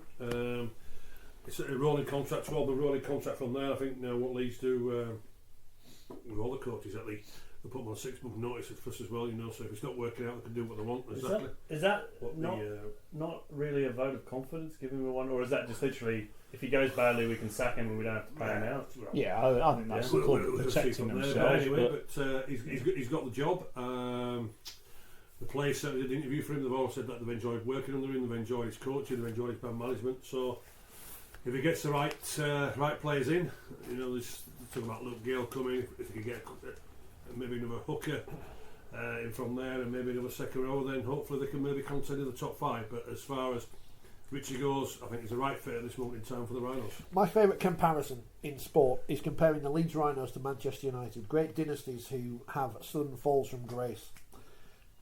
Richard Agar's only going to Solskjaer. Does a good job as a caretaker. Gets the job full time. And I'm one of Richard Agar's biggest supporters in terms of, I think he gets unfairly criticised for his work elsewhere. I'd agree with that. I think it's just an interesting appointment in terms of Leeds as a club and their standing. You would think they would have gone for a bigger name or a more successful coach. And again, that's not to take anything away from Richard Agar. Is Kevin Sinfield Leeds coach? No, It's a serious question. No, it's a serious question. Is he the coach but hasn't got his name on the door? Director of rugby. Because he had his kit on against London, his training gear, all his boots and everything, and I just thought, looks to me like you're the coach, mate. You're not a director of rugby. Won't have his gear on. Wouldn't he have his suit on with a notebook and be making notes? I don't know. Am I reading too much into it? Well, the interesting thing is with David Ferner is that they fell out, and it was Sinfield offered to resign, and essentially Gary Harrington was picking on a Ferner or Sinfield. Went for Sinfield. So whoever the coach is has to have a good relationship with Kevin Sinfield. That's very clear. Yeah, exactly. Yeah. So so he's the coach. Do you think Richard Agar has autonomy over everything that happens there? I don't. No, I don't think so. And I like Richard Agar. I think it's the right appointment. But I don't think he's the head coach. I don't think he has the final say on anything at that club. I don't think he'll have a final say on who comes in player-wise. I don't think he has. I'll be surprised if he actually picks the team. If I'm honest. No, I'm not being rude. No. I think he's a great coach, and I must say that every person we've ever spoken to rates him so highly. And he does get hammered in the press. He's always been great with me in the media. He's good. He's good value. Yeah. He's brilliant. Well. He's a great. He's obviously a great coach. But I'm just not sure he's running the roost at Leeds. I think this is all a big, Kevin, put your name on the door. I think it's you. But we'll see. They have beaten London, Catalan, Huddersfield, Cass, Catalan, Wakefield and London. They've beaten one team in the top half under Richard Agar. So I think although saying return to the top 5. I think Leeds, despite the fact they are only 8 points away, and they had a nightmare start to the season. It is worth bearing in mind a lot of those games were at home as well. They have lost to Cass, Wigan, St Helens, Hull KR, Hull, St Helens and Salford. So basically, they played Cass at a time when Cass were out of form. Anyone good they've played, they've lost. They're 2 points off bottom. Well, exactly. So my point is, I'm not so sure.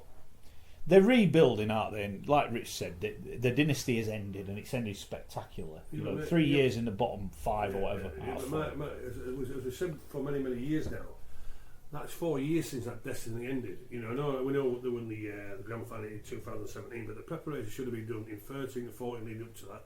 All right, some players may not have come up to where they should have been. I look at Jordan Lilly, who nothing. Liam Sutcliffe really hasn't found a position. Stevie Ward, who was supposed to be the new Kevin Sinfield, the new captain, has been injured from there. So some players haven't really filled in from there. We talk about recruitment.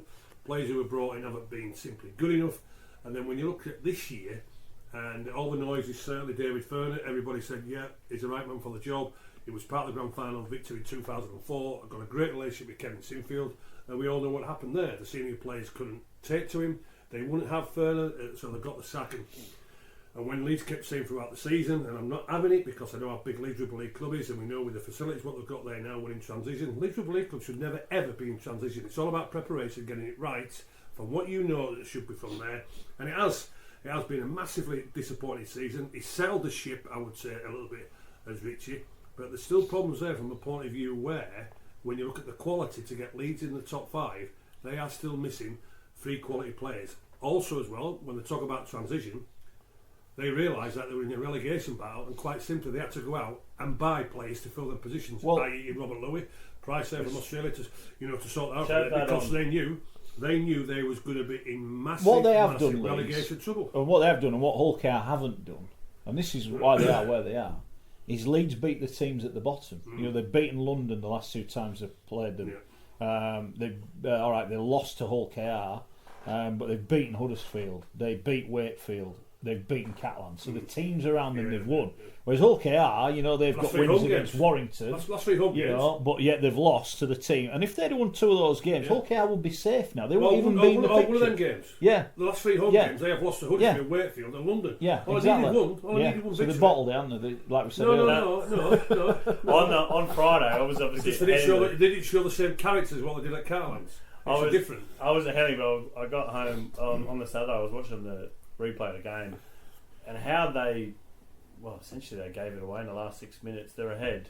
They go down. Last tackle player, I can't remember the player, gets caught with the ball, 10 metres or whatever. Stuff up last. London go. They are 90 a team. metres and score. They are had a that team, game, that John. win. So and I've said it. They're a team that finds the most ridiculous way to lose important games, and they do it. They were winning at London, remember, earlier in the year. They went 2 tries up and managed to lose the game. They have just got a habit of losing big games. And I said earlier, I back them away from home. At home, I think that great support is great support. They're more nervous than the players because they don't want to go to Batley. They don't want to go to Dewsbury. They don't want to go to Dewsbury again to watch Bradford. But also as well, you mentioned this year, if they do manage to survive, and you look at the journeymen, what they've got in the squad this year, how many more journeymen have they got? Well, I think their recruitment's even worse. I said it a month ago, Gary. I said it a month ago. Exactly. I said it a month ago. If it doesn't happen this week, it'll happen next year. Yeah. And do you know what, mate? Do you know what? I think you could be right there, because when you look at the journeymen what they've got. By the way, great that Tony Bifford decided to stay for 3 years, and he'll drink. We all know what Tony brings. We don't need to repeat ourselves. But can I ask you a question, Gary? If Tony Smith was in charge of recruitment, would he have signed those players that they've signed? I would think the answer is no. Not a chance. Exactly. No way, mate. And you know what? I think when he got asked the question on TV the other night about Sean Kenny-Dowling, we were like that. I think so, but not for me. Sean Kenny-Dowell, do me a favour. Ulkison Rovers, really, you're looking at what do they want a winger for? And he's been garbage for the last 3 years anyway. Well, I was going to say Sean Kenny-Dowell 6 years ago, yes, but not Sean Kenny-Dowell's been playing for Newcastle. Absolutely, again, it's just a journeyman who's, and it's no fault of his, coming over here, they're getting a nice contract, a nice pension for himself. But boy, oh boy, whoever's doing Danny McGuire's not supposed to be doing the recruitment. But do they really need a winger? I don't think so. as our good friend Sid, who I'm worried about Sid, by the way. On Friday, if it all goes wrong, I'm very concerned. Last time they put an ex-Leeds player in a position of responsibility off the field, it all went well. I'll tell you what as well, one of Hulkiar's best players all season, they've let him go, young Atkins. Played well. Who's going to Salford, is he? Yeah. Whenever he's played at scrum half, he's been playing at fullback recently. Drinkwater's going as well. Yeah, well, he's been garbage anyway, hasn't he, to be honest with you. But He's played at half-back, Atkins, Did you he's see played him at playing fullback. against the Catalans last week? Drinkwater, I think he led them to victory. Yeah, but John, one game again, it's all about consistency performance. Yeah, Last week he was garbage. By all accounts, he's supposed to be signed back for Catalans, hasn't he? That's the word. Well, He had a good spell there. Why did they let him go in the first place then? They replaced him with Matty Smith. Well, there you Yeah, go. well, There you go. that's a recruitment. He wins the challenge, helps with them challenge cup and bring him back. Yeah, and he was outstanding for the Catalans, and that Langy as well was brilliant. You know, that triangle that they had there good moves partnership. forward. So why did they let him go in the first place? He's gone, brought Matty Smith, who's useless, and then bring him back. Don't get it. They have got rid of, obviously Maguire's retiring, Atkin is leaving, Drinkwater's going, they've signed Abdul. Greenwood's going. Yeah, but my point is at halfback, they've lost their three first choice, their three primary halfbacks, so they've only signed one. Yeah. And why are they signing Kenny? Well, they've got that young, is it Mikey Lewis? Yes, He's so coming they do through. rate very highly, I've seen and him I saw play him for play. Newcastle, he's a good player. Good talent. But he's a young man. You know, we were told McClellan was going to be the next best thing. Yeah. And apparently, well, he's going, isn't he? So that's another youngster they've got. And look, these guys might come good. You know, we've seen it. We've seen young players do well. But they need some experience. They need some experience. The only way you're going to get experience is by playing at that level. That's the only way you're going to get the experience. It's an unforgiving Where's place. McClellan going? Where's he gone? He's got a whole care, apparently. Is he? Yeah. Well, they say, well, he's supposed to be the next best thing. Yeah, and he can't get a game at Leeds. And a Leeds team that struggled and basically going played on one. Well, that's what we're led to believe. They're going to become a vessel for a certain group of players from a certain place. Yeah, we know it. So everyone can see. I would be worried. I am surprised Neil Hudgell, and this is where you look at owners. As an owner goes in terms of what he gives to the club, you couldn't ask for any more. You could not ask for any more. Yeah. But if I'm Neil Hudgell, and it's a bit like Ken Davey at Huddersfield, I'm writing checks out. You must look at the team, Ken, and go, where is all my money going here? Because this is crap. And I'd be, if I'm okay, I'm thinking the same. Where's my money going? Why am I not getting? I know they're in Hull and people, so you've got to pay a bit more to get them there.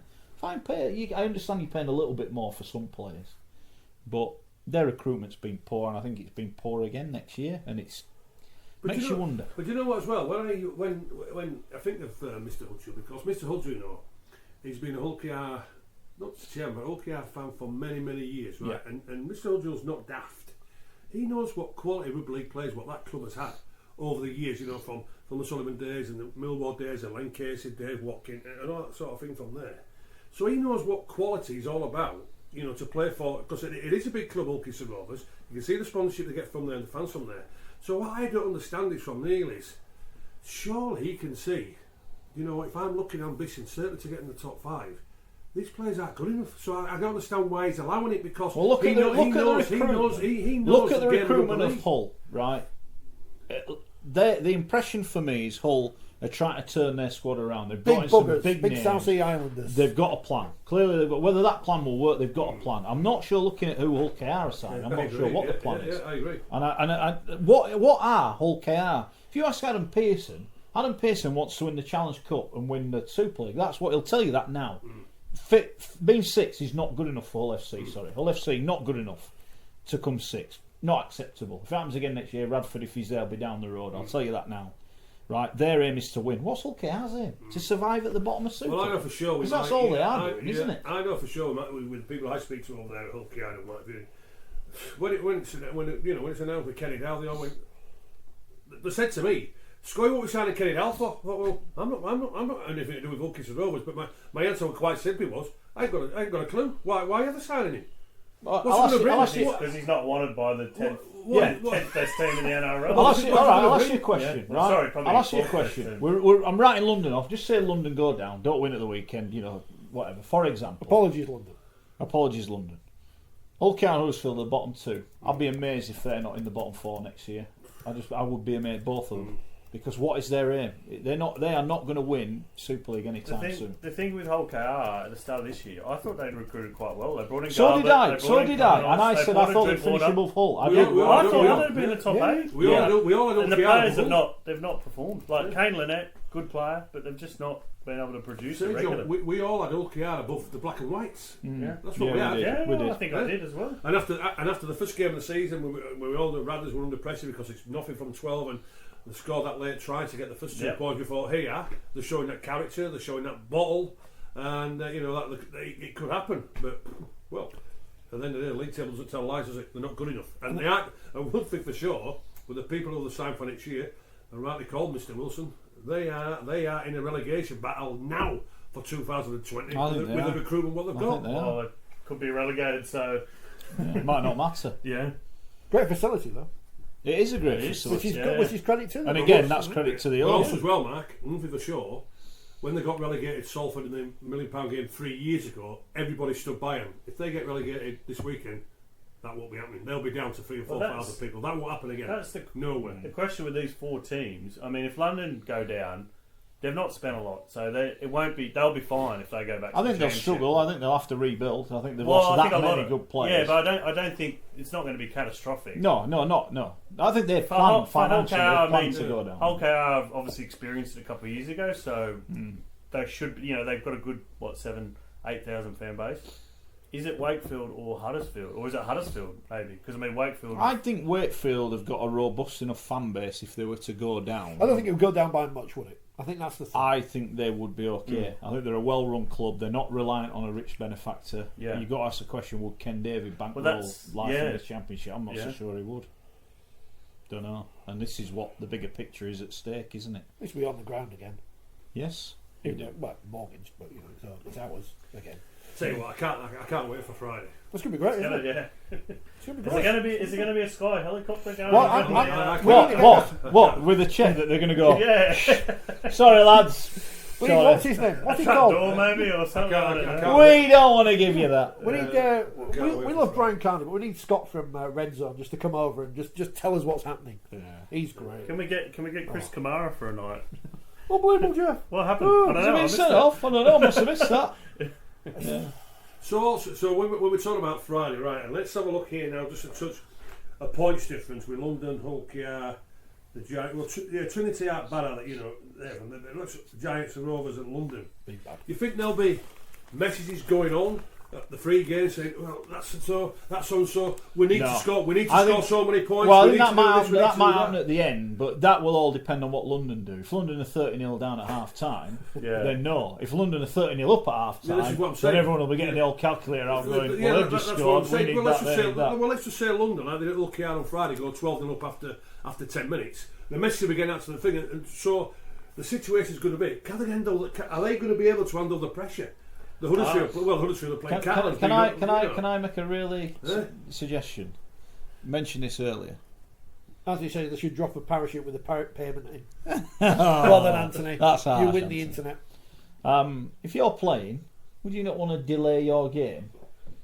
Oh, I've got a head knock. Oh, Well, my head. no, maybe not a head knock, but Calling a bomb scare. Oh, my leg's falling no, off. don't Oh. do that. But what I mean is, I don't know. Okay. Oh, If my you go leg. down with an injury and you're down for 5 minutes, and it just means that your game, for you might know what's going on a little bit longer than everyone else. I'm just merely speculating. What about Alex Walker? You and know, Dave Mr. Hitz? Wilson, you can be They've ruthless signed- at times, can't you? Hey, that's how I'm Yeah. thinking. If I'm at the bottom, I think you see it all the time in the football. It happens. Oh, there's a kick. There's a congestion delay. Wakefield might have to delay the kick-off because of the I've got to stand on 50,000 fans Doncaster waiting Road. outside. I think we saw it yesterday in the cricket. Oh, my glasses! I need some client. Yeah, The contact lenses. Wakefield, So we need to stop the show. Fix your glasses. At up. Wakefield, they've not delayed a Time kick-off there wasting. since Derek Turner won the Challenge Cup back in 1968, whenever it was.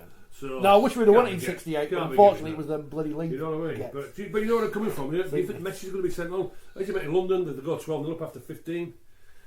And it's going to be fascinating. Well, Keep it is. up, Tom. What we want is London, and this is no dis. I don't want No. Wakefield to get relegated. I know, Michael. I certainly don't want them to get relegated, but I do want London to survive. I do. So what you want is London to win narrowly, and then if one of Hull KR and Huddersfield lose anyway, Wakey is safe. And all the people slag off the Mobile Rocket Stadium, Do Bellevue to give her maiden name.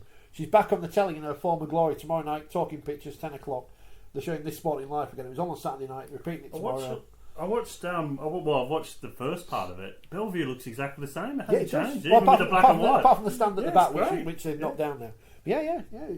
It's on again. But the interesting thing, directors and owners back then were a lot better dressed. Yeah. And had nicer cars. And seemingly more corrupt as well. Yeah. But, apparently. Just going to let you Right, let that one go. I like, brush I like- over. I just like the fact Like that you did, like you chose not to play a shot earlier. We're just going to let that one go. Yeah. I just like the fact they signed the bloke. Bowling Shane. Look, as a fight in a bar, get signed up for the team. What do you mean It's more? all What do you about. mean more corrupt? The chairman, when I was there, he Moving on. He took the game. He It's like the House of Commons.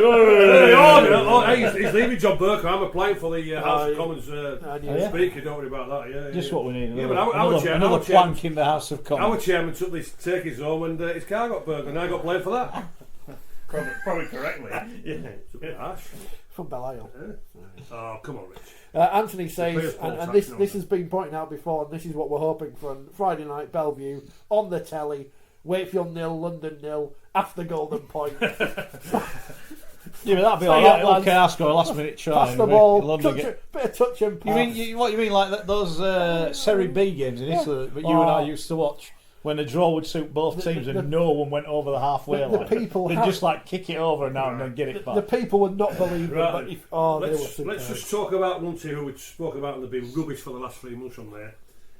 What do you think the Catalans' attitude is? There's nothing to play for. Nothing to play for whatsoever. What do you think them players' attitude is going to be? How can McNamara get a performance out of his players? Well, Huddersfield have hit the jackpot, haven't they? Absolutely. A must-win game at home. You get the pick of anyone in Super League, Anybody. and Simon Wolfer goes, "We'll have the Dragons." Oh, we've got them all nice. Is it Do club, you is it know- return do of you club know- call? You know what? If they don't beat Catalan, Schoey, they deserve. They should I get agree. kicked out anyway. I agree totally. Do you know what? I would imagine Huddersfield Giants would rather have Catalans and West Wales Raiders. To be honest with you, that's what it is. How bad Oh, it is. could be And that. as we say, if Huddersfield don't beat the Catalans, The on Raiders Friday- have won. Yeah, but Oh. but At if least they've got a bit of Huddersfield fight don't about beat them. Catalans on they deserve to be relegated. I've got no faith in Catalans performing, but Bernard's already come out and slammed a lot of them. Oh, yeah, I mean, yeah. But he surely slammed them. He if slammed they them don't- last week, mate. They still got If hammered. they don't, if they don't actually put in a shift, I Have think they they're stayed over for clever. the week or have they gone home? Have they stayed over from Wigan or have they gone home? They're probably homeless at the moment, the way Bernard usually reacts. I mean, he's prone to the. But you know what I'm saying here? What They've hit the jackpot. They've hit the jackpot. Huddersfield have hit the jackpot, but what frame of mind of them Catalans? Oh, I can't, You should be I've- playing for I've- your future. I've had the King Edwards. Well, they're all time. Most of the time, they've had the King Edwards out for the last 8 weeks. They've had the Factor 6 on for the last 8 weeks. What Greg purpose Bird's are they last gonna serve? game. Tony G goes off to St George Illawarra. He is. That's a bizarre. If that's true, Well, it's in the paper, it must be. Tony Guijo is the. Is it in your he's- paper or the other he's paper? The French Jay Connor. One good game every month. He'll be back in Super League very soon. So Mr. Davey, Mr. Fury, should be like, thank God we've got Catalans then. Yeah. Well, if they don't beat them, they don't deserve to stay up. Simple as that. Simple. Simon, as I hope you beat him. Don't be letting me down, Simon, on Friday. Don't be letting me down. I'm tipping you. It's only 20 away, but I'm tipping you. I'm tipping you by 24 Friday, Simon. So put that smile back on your face. I know you were disappointed on Friday night, but you went there without your 3 best players. Friday night, you're winning by 24. Don't let me down. Right, let's have a look at the Championship then.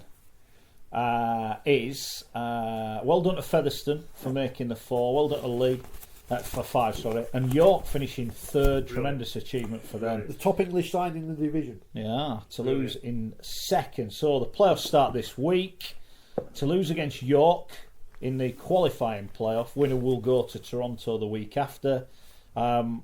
Lee, Fev, loser goes home. We'll stick these in the prediction score. Who are you expecting? What are you expecting in the playoffs in the Championship? Well, I like the way Toulouse play. I have done every time I've seen them, but I said York this year under coach James Ford that they'll make the 5, and they have made the 5, and they've done marvellous, haven't they? Very, very well. But it will be a tough ask going to Toulouse Olympia. It will be an attractive open game. That's the way the both teams play. That's the way the coaches want the players to play from there. But with home advantage, I'll just go for Toulouse on this one. But York certainly the week after, they'll be fancying that from there. But I'll just go Toulouse with home advantage. I'll go Toulouse by 7. John? Yeah, I think it's a really tough game for York going over there, but I just think they've had a fantastic season. I mean, the job James Ford's done. Easily Coach of the Year in the Championship, and John Flatman as well. I mean, manages that club really well.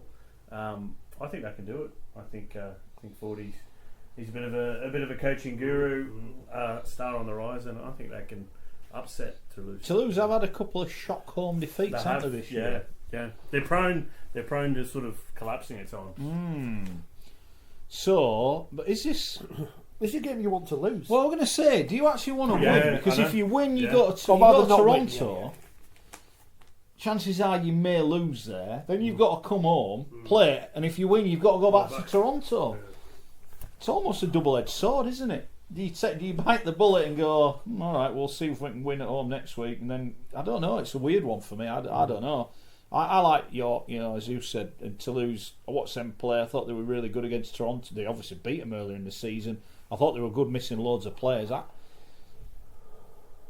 I said it a while ago about Saints. I didn't think they'd win it. I also said I'm not sure Toronto will. I'm not sure. When they're absolutely under the pump, they've got some great players, but that don't mean they're going to win. They had some great players last year, or good players, and they didn't win.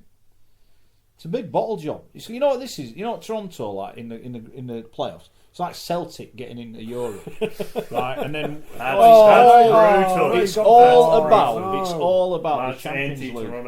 It's not. I'm not bothered. If they get in, I'd play them in. I haven't been. I'd love to go. Absolutely, would love to go. Yeah, but it is. It's all about that. And we see with Celtic, they don't always come up with the goods, do they? Yeah. So Toulouse, York, not too fussed. I think one of those two will get to the grand final with Toronto. I'll go home advantage just Toulouse to win it this week, and then they'll have a trip to Toronto. What about you, Rich? The key for me with Toronto is the fact they've got Brian McDermott on this game. I'm just looking at the points difference. Toulouse is massive, isn't it? Yeah. I'm going to go Toulouse, but again, it's a fascinating game. I look forward to watching this one on Saturday, however it's broadcast. 3 o'clock kickoff. What time do I start with? It's on the L League app, I believe. Perfect. I can watch it at home. I can stream it on my telly. Toulouse by 6. Another game sees Lee, big spending Lee, taking on Featherstone, who were incensed and will be without at least, 2 of their players who've been banned this week. What do we reckon? Lee Fev. Loser goes home. Yeah, it's must be for both sides, isn't it? As you mentioned there, loser finishes their season done for 2019. And there's no love lost between these two sides, is there? No love lost whatsoever. And but the pressure's on. Both chairmen, certainly, in Mr. Bowman and Mr. Campbell, they want Super League. They want to make sure that certainly give him opportunity to get to the grand final in the Championship from there. So it's do or die. No love lost between the two clubs. Both quality sides. I just feel as though that Lee have a little bit more quality than Featherstone. Featherstone have been missing 2 of the players, as you've mentioned. Home advantage for Lee, big crowd behind them. They'll under the pressure a bit better than Featherstone. I'm going Lee by 10. John? Yeah, I've seen Featherstone a few times this year. I really like what they're doing. I think Cameron King, quality player. Obviously, they've got a lot of. Is he going to be fit? Because he got injured, didn't he, at the weekend? He scored 2 tries, but got injured, didn't he? And I think also hearing a lot of good things about Connor Jones, the hooker who signed mid-season, who's off to Salford next year. Yeah. He's really one to watch. So I think Featherstone can do it. I think they're going to pip Lee away from home. Rich? All the pressure's on Lee, isn't it? They've spent all this money again, signed all these players again, and I wonder what's going to happen afterwards when they don't get promotion again.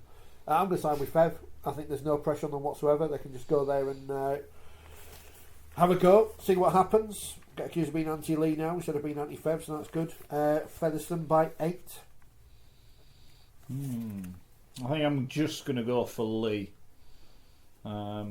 Tough game for Fev at the weekend. I think they tipped a lot into that. Can they go away to Lee and win? I'm not overly sure, but Lee obviously had a tough game in Toronto. How they're going to come back from that? Big question, isn't it? I think Lee will just do it. I think Lee will go into week 2 of the playoffs. So that is the Championship. Any more before we... Some breaking news from Ross Heppenstall of By the Balls podcast fame. The London Broncos Hull KR alleged racism incident has been referred for a further investigation. The match review panel looked at the incident, but nothing was clear, reports Ross on Twitter. So that hangs over until there's clear evidence. That was quite unusual watching the game, because it was Robbie Mulhern making the complaint about a racist comment made at one of his teammates, but he never named who actually said it, or what you could hear on the audio on Sky. Interesting. Right, let's start off in the Betfred Super League. Feel free to send your guesses in, your estimates of the scores. Wigan taking on Castleford. It's Thursday night.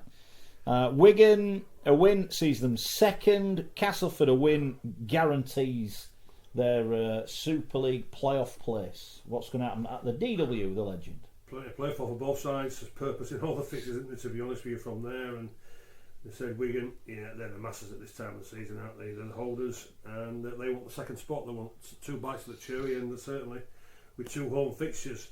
Castleford, as we know, if they get the win, then they're in the top 5 from there. But if Cass win, Gary, and assuming Warrington and Salford also won, Cass would go to the DW the week after in the playoffs.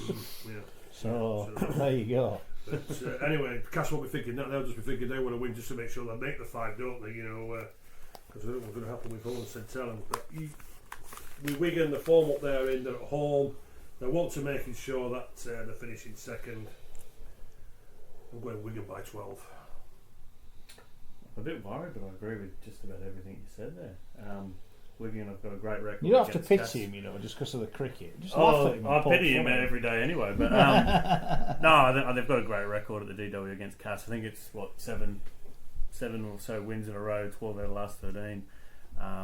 Cass were very good last weekend, but I just don't think they've got that consistent performance or to match what Wigan are producing at the moment. So I think Wigan by 12. So it's the anniversary of closing Central Park, I think last week, and of course the first game at the JJB was Castleford going there and winning under Stuart Raper all those years ago. I don't think they will do this week. They might do in the playoffs, but who knows? No, they won't. We're going to win that as well. Wigan will win this week, and they will win and secure second place by 8 points. I've said for 2 months now, I think Wigan are going to win the grand final. They've been on a great run of form. I just wonder if there's a down week somewhere. If there's one down week. Cass, is it? Am I right in saying Cass have conceded 4 tries in 4 weeks? They're defending pretty well. I'm not saying they've had a lot thrown at them, but they're defending pretty well. I think Cass will feel they've got to win. They won't. I mean, that'll be an awful 24 hours if they lose, waiting to see if Hull do win. And which Hull FC is going to turn up. You can never bank on it, can you? So I think they'll tip this in as this is a must-win for Cass. I know it potentially is, but if Hull don't win, it isn't. So I just think Wigan might have an off week ahead of the playoffs. I think Wigan will win Super League. I think Cass will win it very, very tight. I like what I saw last week. If that Cass turns up, they've got a chance. The Cass that turned up at Saints turn up, they're not going to win. I'll go Cass by 2. Right, we will start off that doesn't matter. with Hull against St Helens on Friday. Hull St Helens. Where are you going on this one, Scott? Well, again, it's a must-win for the black and white, and it all depends what sort of team St Helens send over. And I would imagine, the way Holbrook has done, certainly last season, this year, that he'll send a strong side, and they'll want to go into the week off with plenty of confidence, making sure they're not defeated from there. And the black and white, it all depends how they turn up. It depends the attitude of Jake Collins, if Jake Collins is going to play. If I were Radford, I wouldn't play him, if I'm honest with you, from there. I couldn't care less how big the game is. He doesn't deserve to be putting a black and white jersey on. I think there's a lot of content in that dressing room with him being in there. But Hull, even if they bring their A game and St Helens bring their B game, I think there's too much for Saints. I think it's even with the B game, I think St Helens are going to turn Hull over quite easily as well, to be honest with you. I don't be Hull under the pressure. I'm going to St Helens by 16. Yeah, I was there. I think it was six weeks ago. St Helens went to the KCOM and just dominated Hull. They booed their own team off when they lost to Huddersfield a few weeks ago. I think there's going to be a lot of nervous pressure and probably a bit of anger around the stadium. Don't forget as well, if Cass did win, this game is meaningless. Yeah. isn't it? It's meaningless. Well, that's a good point. So I just think St Helens, they're a class above Hull. They've got a lot to prove after Wembley. Even if you rest a few players, they've got the squad there. They're very impressive from the whole top to bottom. So I think St Helens by 12. Rich.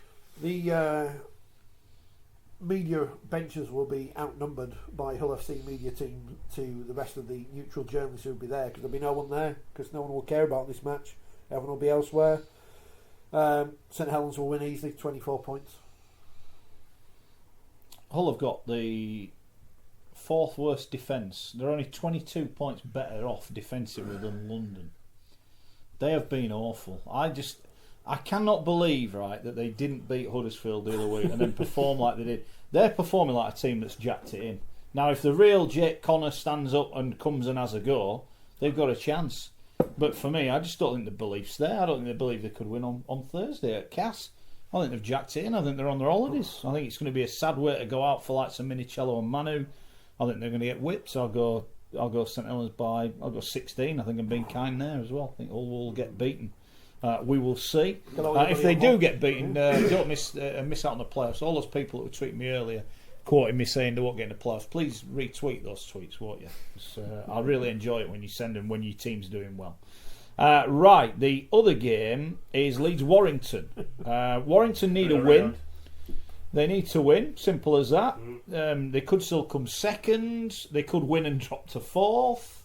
It's a tough one, this. Leeds, they don't beat teams in the top six by and large, so they're going to win this week. Well, Warrington certainly been taking a close note on Wigan's performance, won't it? Wigan win, then they're cement the second. So Warrington, their incentive certainly to get the win against Leeds is to making sure they finish third, isn't it? I think we're all in agreement that Salford will maybe put plenty of points on Hawkins to go over. So the Wolves need to come to Leeds on Friday and get the win by a few points. Leeds, they'll want to finish on a high. They'll want to go into the pre-season, yes.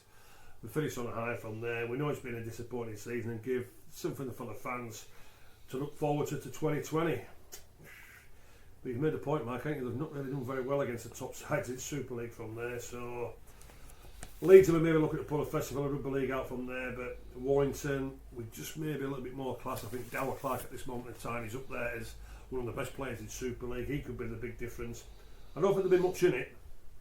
Don't like going against Leeds, but I tipped him last week to beat Salford by 14. I was absolutely massively on there. And as I get reminded every bloody week, to be honest with you. But I've got to go for Warrington. Doesn't give me any joy saying it, but I'm going Warrington by 10. Yeah, I think Warrington, with looking at the playoff places, they want to finish as well as they can. Leeds were decent against Salford. There was a lot of effort and commitment, but just in attack didn't really have what it took to break Salford down. I think it'll be a similar story on Friday. Warrington by 8, and lots of space in the media benches for myself. And the food as well is a great head. I might go there instead. I always regret not backing Kieran Cunningham to score the last try at Knowsley Road. In the 2 games he scored the last tries at Knowsley Road. But I won't be wasting my money on JJB this week. I think he did his thing last week. Hope he gets a good send-off. But I don't think he will, because I think all the fans will have disappeared because Warrington are going to put them to the sword. Blake Austin needs to get some more legs back into him. He was quiet last week against Wakefield, wasn't he? But he was able to be quiet because the rest of the team were able to pull him along. I've still not eaten my flake, which is a shock. Oh, we should have given one of them away. Yeah. I've got one in the car. I don't want to give England's it Blake away. Austin. It's difficult. England's Blake Austin, yeah. Warrington by 20. You've got to look at this, right? I spoke. No, listen. I spoke to Steve Price after the game, and he was asking about the Salford score. They are aware of what they need to beat Salford's score. The first 40 minutes on Friday was reminiscent of earlier in the season. Yeah. If they turn up and play like that, they will blow Leeds away. No, absolutely no Leeds doubt have about got it. their awards on tonight. Their season's over. Their season's They've got ended. nothing to play for. They need to go out on a high to appease the fans. A win would do Richard Agar the world of good as well. It really would. They don't win, and people go, "Oh, Agar, the rubbish, blah blah." It's Agar's fault. Blah blah blah. I think Warrington will win. I think Warrington will win easily. I think it could be a long night for Leeds. Job done for Leeds. I think mentally you can forgive them losing last week because they climbed Everest the week before. They'd secured safety.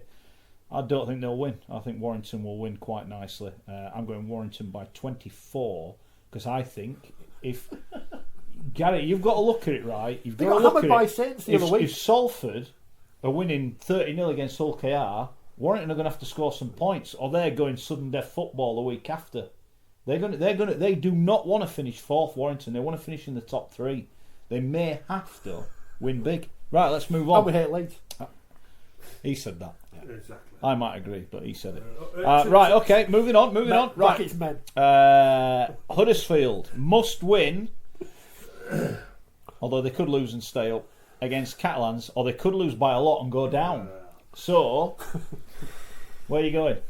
Well, the Giants surely cannot lose this game the way that the Catalans are. They're pathetic, they're disgraceful.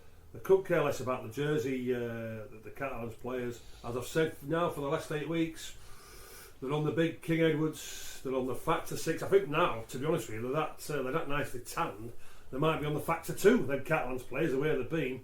This is easy for the Giants, as we said, 20 minutes ago. If they could have picked anybody, they would rather pick the Catalans rather than West Wales Raiders, to be honest with you, from there. I think this is easy for the Giants. I'm going the Giants by 24. You're one of the Huddersfield greats. Have they called you in for a pep talk this week, players? I don't think it was Grace. No. GRAT. I think they said it's someone Huddersfield hates. Is that what they said? I had a big fee for it. No, yeah, and they're still looking for the receipt. I can't tip Catalans with any faith. I think obviously there's a lot of nerves and tension at Huddersfield, but I think they will win. I think they'll tough it out. They'll grind a victory. Huddersfield by 8. In 2001, Wakefield stayed up by beating Salford, mainly because Bobby Goulding got sent off in the greatest thing he ever did for Wakefield. It was hilarious. We had a team of complete rubbish in those days. Well, some rubbish. Well, like Joey Barton got sent off against Man City, and Man City won the league. Brad Davis was good, and Gary Price and Willie Poaching. Oh, we had a few good players, Gareth Ellis. But on that same day, across the M62 from Salford in Huddersfield, they were relegated, coached by Tony Smith and captained by Steve McNamara. I don't think Steve McNamara is going to get Huddersfield relegated this time, though, because they're no good, are they? Huddersfield by 6. Huddersfield win. The game plan will be simple, basic. The worry I have about Huddersfield, I don't think they can blow Catalans away. And I think if Catalans are in it, they might have a go. I can't believe I'm going to say this, but I'm going to go Catalans. I just think the pressure Tires of football. is on Huddersfield. It is on Huddersfield. That is absolute it is garbage. on Huddersfield Mark Wilson, Giants. that is the worst call you have made since we've been doing this show. Yeah, How long have we been doing It's the it? worst call I've 6 made. years. It's the worst call I've made since last week That when I is said garbage. I'd That lose is home to garbage. London. Yeah, Well, yeah, what, I know. defend Catalans, how they could beat Giants on 5. Giants are rubbish. Because I worry. That is garbage. And I know Huddersfield went to Hull KR and grafted out a win. Great performance, and they can do that. But I think the way to beat Catalan is get 18-0 up early and they'll chuck it in. I think if it's 6-2 after half an hour, they'll go, no, we might as well try. That's all I'm saying, and I think then it becomes a bit nervy. Trying, they're not doing nothing. Well, we'll see, won't we? I'm going Catalans, Have you end been on the off. sauce? Shut up. Right, so that leads us to Salford, where 7 on the spin Salford are taking on the bottlers, Hull Kingston Rovers, who can't win. Now, they haven't won back-to-back games under Tony Smith, so the good news is they lost last week, so there's a chance they might win this week. Well, but even Tony Smith admitted the occasion got the better of the players. Now, I think it's better that they're away from home. I think that gives them a chance. Have Salford got one eye on the playoffs? No, because I think they want to finish in the top 3. What do you think? Well, what you just said there, the comment about Catalans winning has been absolutely bonkers. It's the worst comment you've made since we've been doing this show now for the last 5 or 6 years. So I'll ask you the question. Are you maybe contemplating saying that Hull Kingston Rovers could beat Salford? I bet you don't, but anyway. Salford, yeah, they'll be... they're ready for this, and they're ready to put a few points on. They know exactly what they've got to do. What they say, 14, 16 points at this moment in time away from Warrington. They'll be looking to put stacks of points on against Hull KR. I don't think Hull KR can handle the pressure on Friday night. Salford will go there with plenty of expression, looking to put plenty of points on OKR. Like I said, it's been easy for Salford. I think they're just going to put a performance in to say we're ready for the semi-finals. I'm going to Salford by 32 points. Wow. So I'll get an apology then next week, won't I? Definitely. Bring it on. Right, Obviously, I'll be in that box next year. the Ashes result yesterday's fried Schoey's brain. I think Salford, everything to play for Hulk, but Salford, very, very impressive on Friday night. That it seems like they're already playing playoff football now. Just the way that the halves are working, 9 levels coming in for the line. Joey Lussick off the bench gives him a lot of spark. Every week he scores the same try, that Burrow out for 5 minutes. He's done about 10 or 11 times this season. People still can't stop him. So I think Salford by 12, and they're just going to keep this run going. Rich? Salford. It happened, 3 years ago now? The £1 million game? Where Hull KR actually bottled it. Oh, they That's the found biggest a way. job in the history They of found rugby a league. way to lose a game that if they'd have lost that, if you'd have said this is what's going to happen, 2 you're going, that's tries impossible. That's impossible. That's never going to happen. He and Craig Murdoch with the greatest call I've ever heard on radio. It was absolutely superb. I should dig that out and stick it on a video. I think we can do whatever we want. Doesn't exist anymore. Salford are going to win again, and they are going to win because they know they want to get 2 bites of the cherry at Old Trafford. Salford by 18. Might not be enough for them. Okay, I've got to win. They've got to win. Oh, if you're saying They've got to win. I'm off. They've got to If win. you say okay, I'm But off. it's the second worst or third worst defence by 17 points against the second best attack. I think Numbers St Helens don't are lie, just do they? ticking along. Salford are due a defeat. The law of averages said they're due a defeat, but I just think the pressure will be too much. I think Hull KR have been here before. I think Salford will grind it out.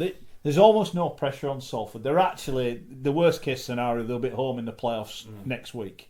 That's the worst case scenario. I do think they'll win begrudgingly for Hull KR. I'll go Salford by 13. Right, the big one, and this is the big one. Wakefield against London, Friday night. Win and you're in. Win and you're in, lads. Win and you're in.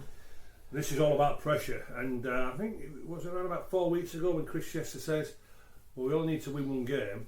This was the one they needed to win. Well, this is the one they're thinking about, aren't they? We only need to win 1 game, but also as well, they didn't anticipate that London would be on the same points. No, they didn't. no. I can imagine all 3 of those around them at the bottom have gone, we're safe. Exactly. When they all won the other week, they're gone, that's us done. Exactly. Yeah. Exactly. So now the pressure's on even more. The pressure is on even more, and it's not London. London enjoying the pressure. They know exactly what they're going to do. They know exactly how they're going to play. Exactly how they're doing all season. Say what I saw last week. They're loving this pressure. It can be seen from the coaches, from the subs, from the main players. The main players are playing themselves. I don't think Wakefield will handle this pressure. I don't think they will handle it on Friday. If London can take the lead like they did against Ulster Rovers, we know that Wakefield crowd. They are going to be in. They are going to be in. They are going to be dogging. They're going to be dogging. London are going to be loving it. London are going to be loving it. The way you're getting the crowds in. I don't think. I don't That's think. pretty much entertainment ever. Yeah, we'll get sponsored by Pedigree Chum soon. Then. Yeah. But I don't think Wakefield will handle the pressure. I think London will enjoy that environment on Friday.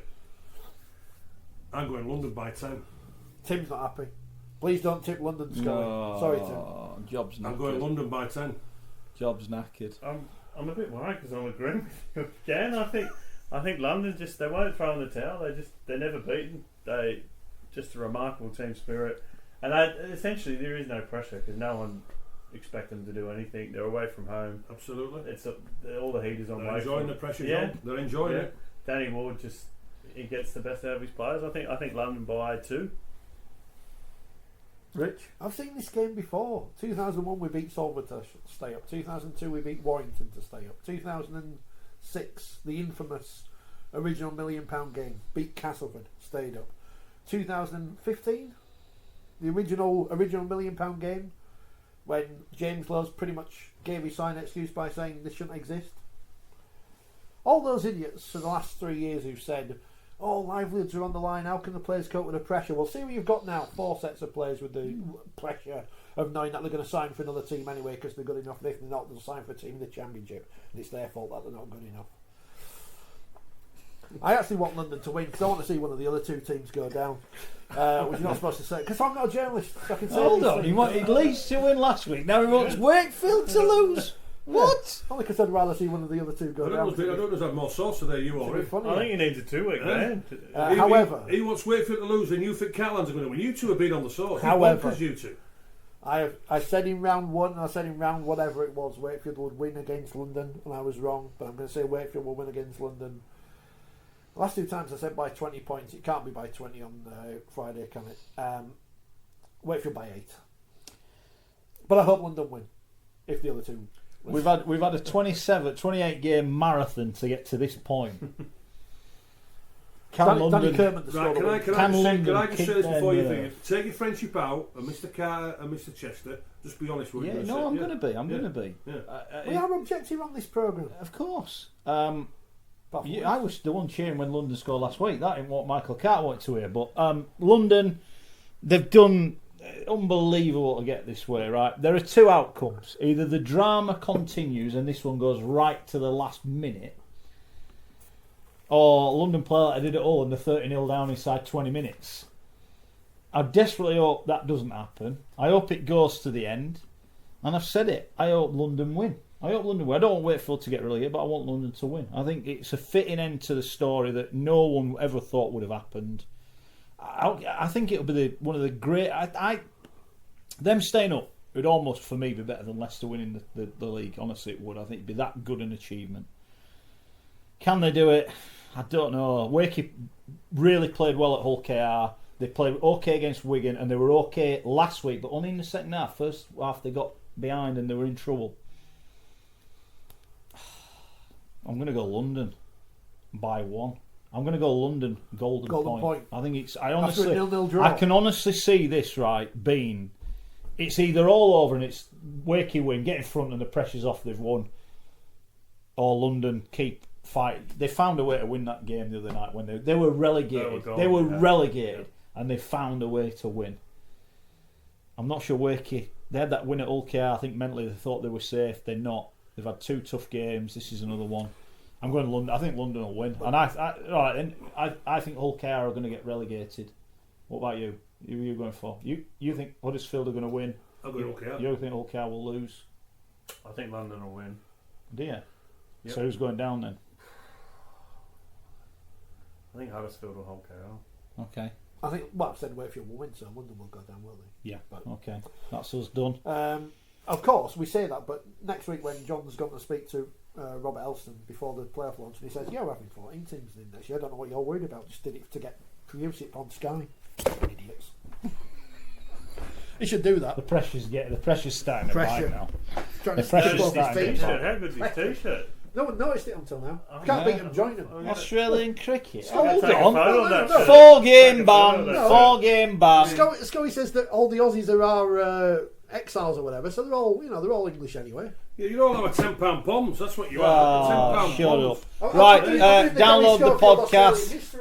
Feel free to abuse us on social media when we get it wrong next week. Come on, London! Come on, London!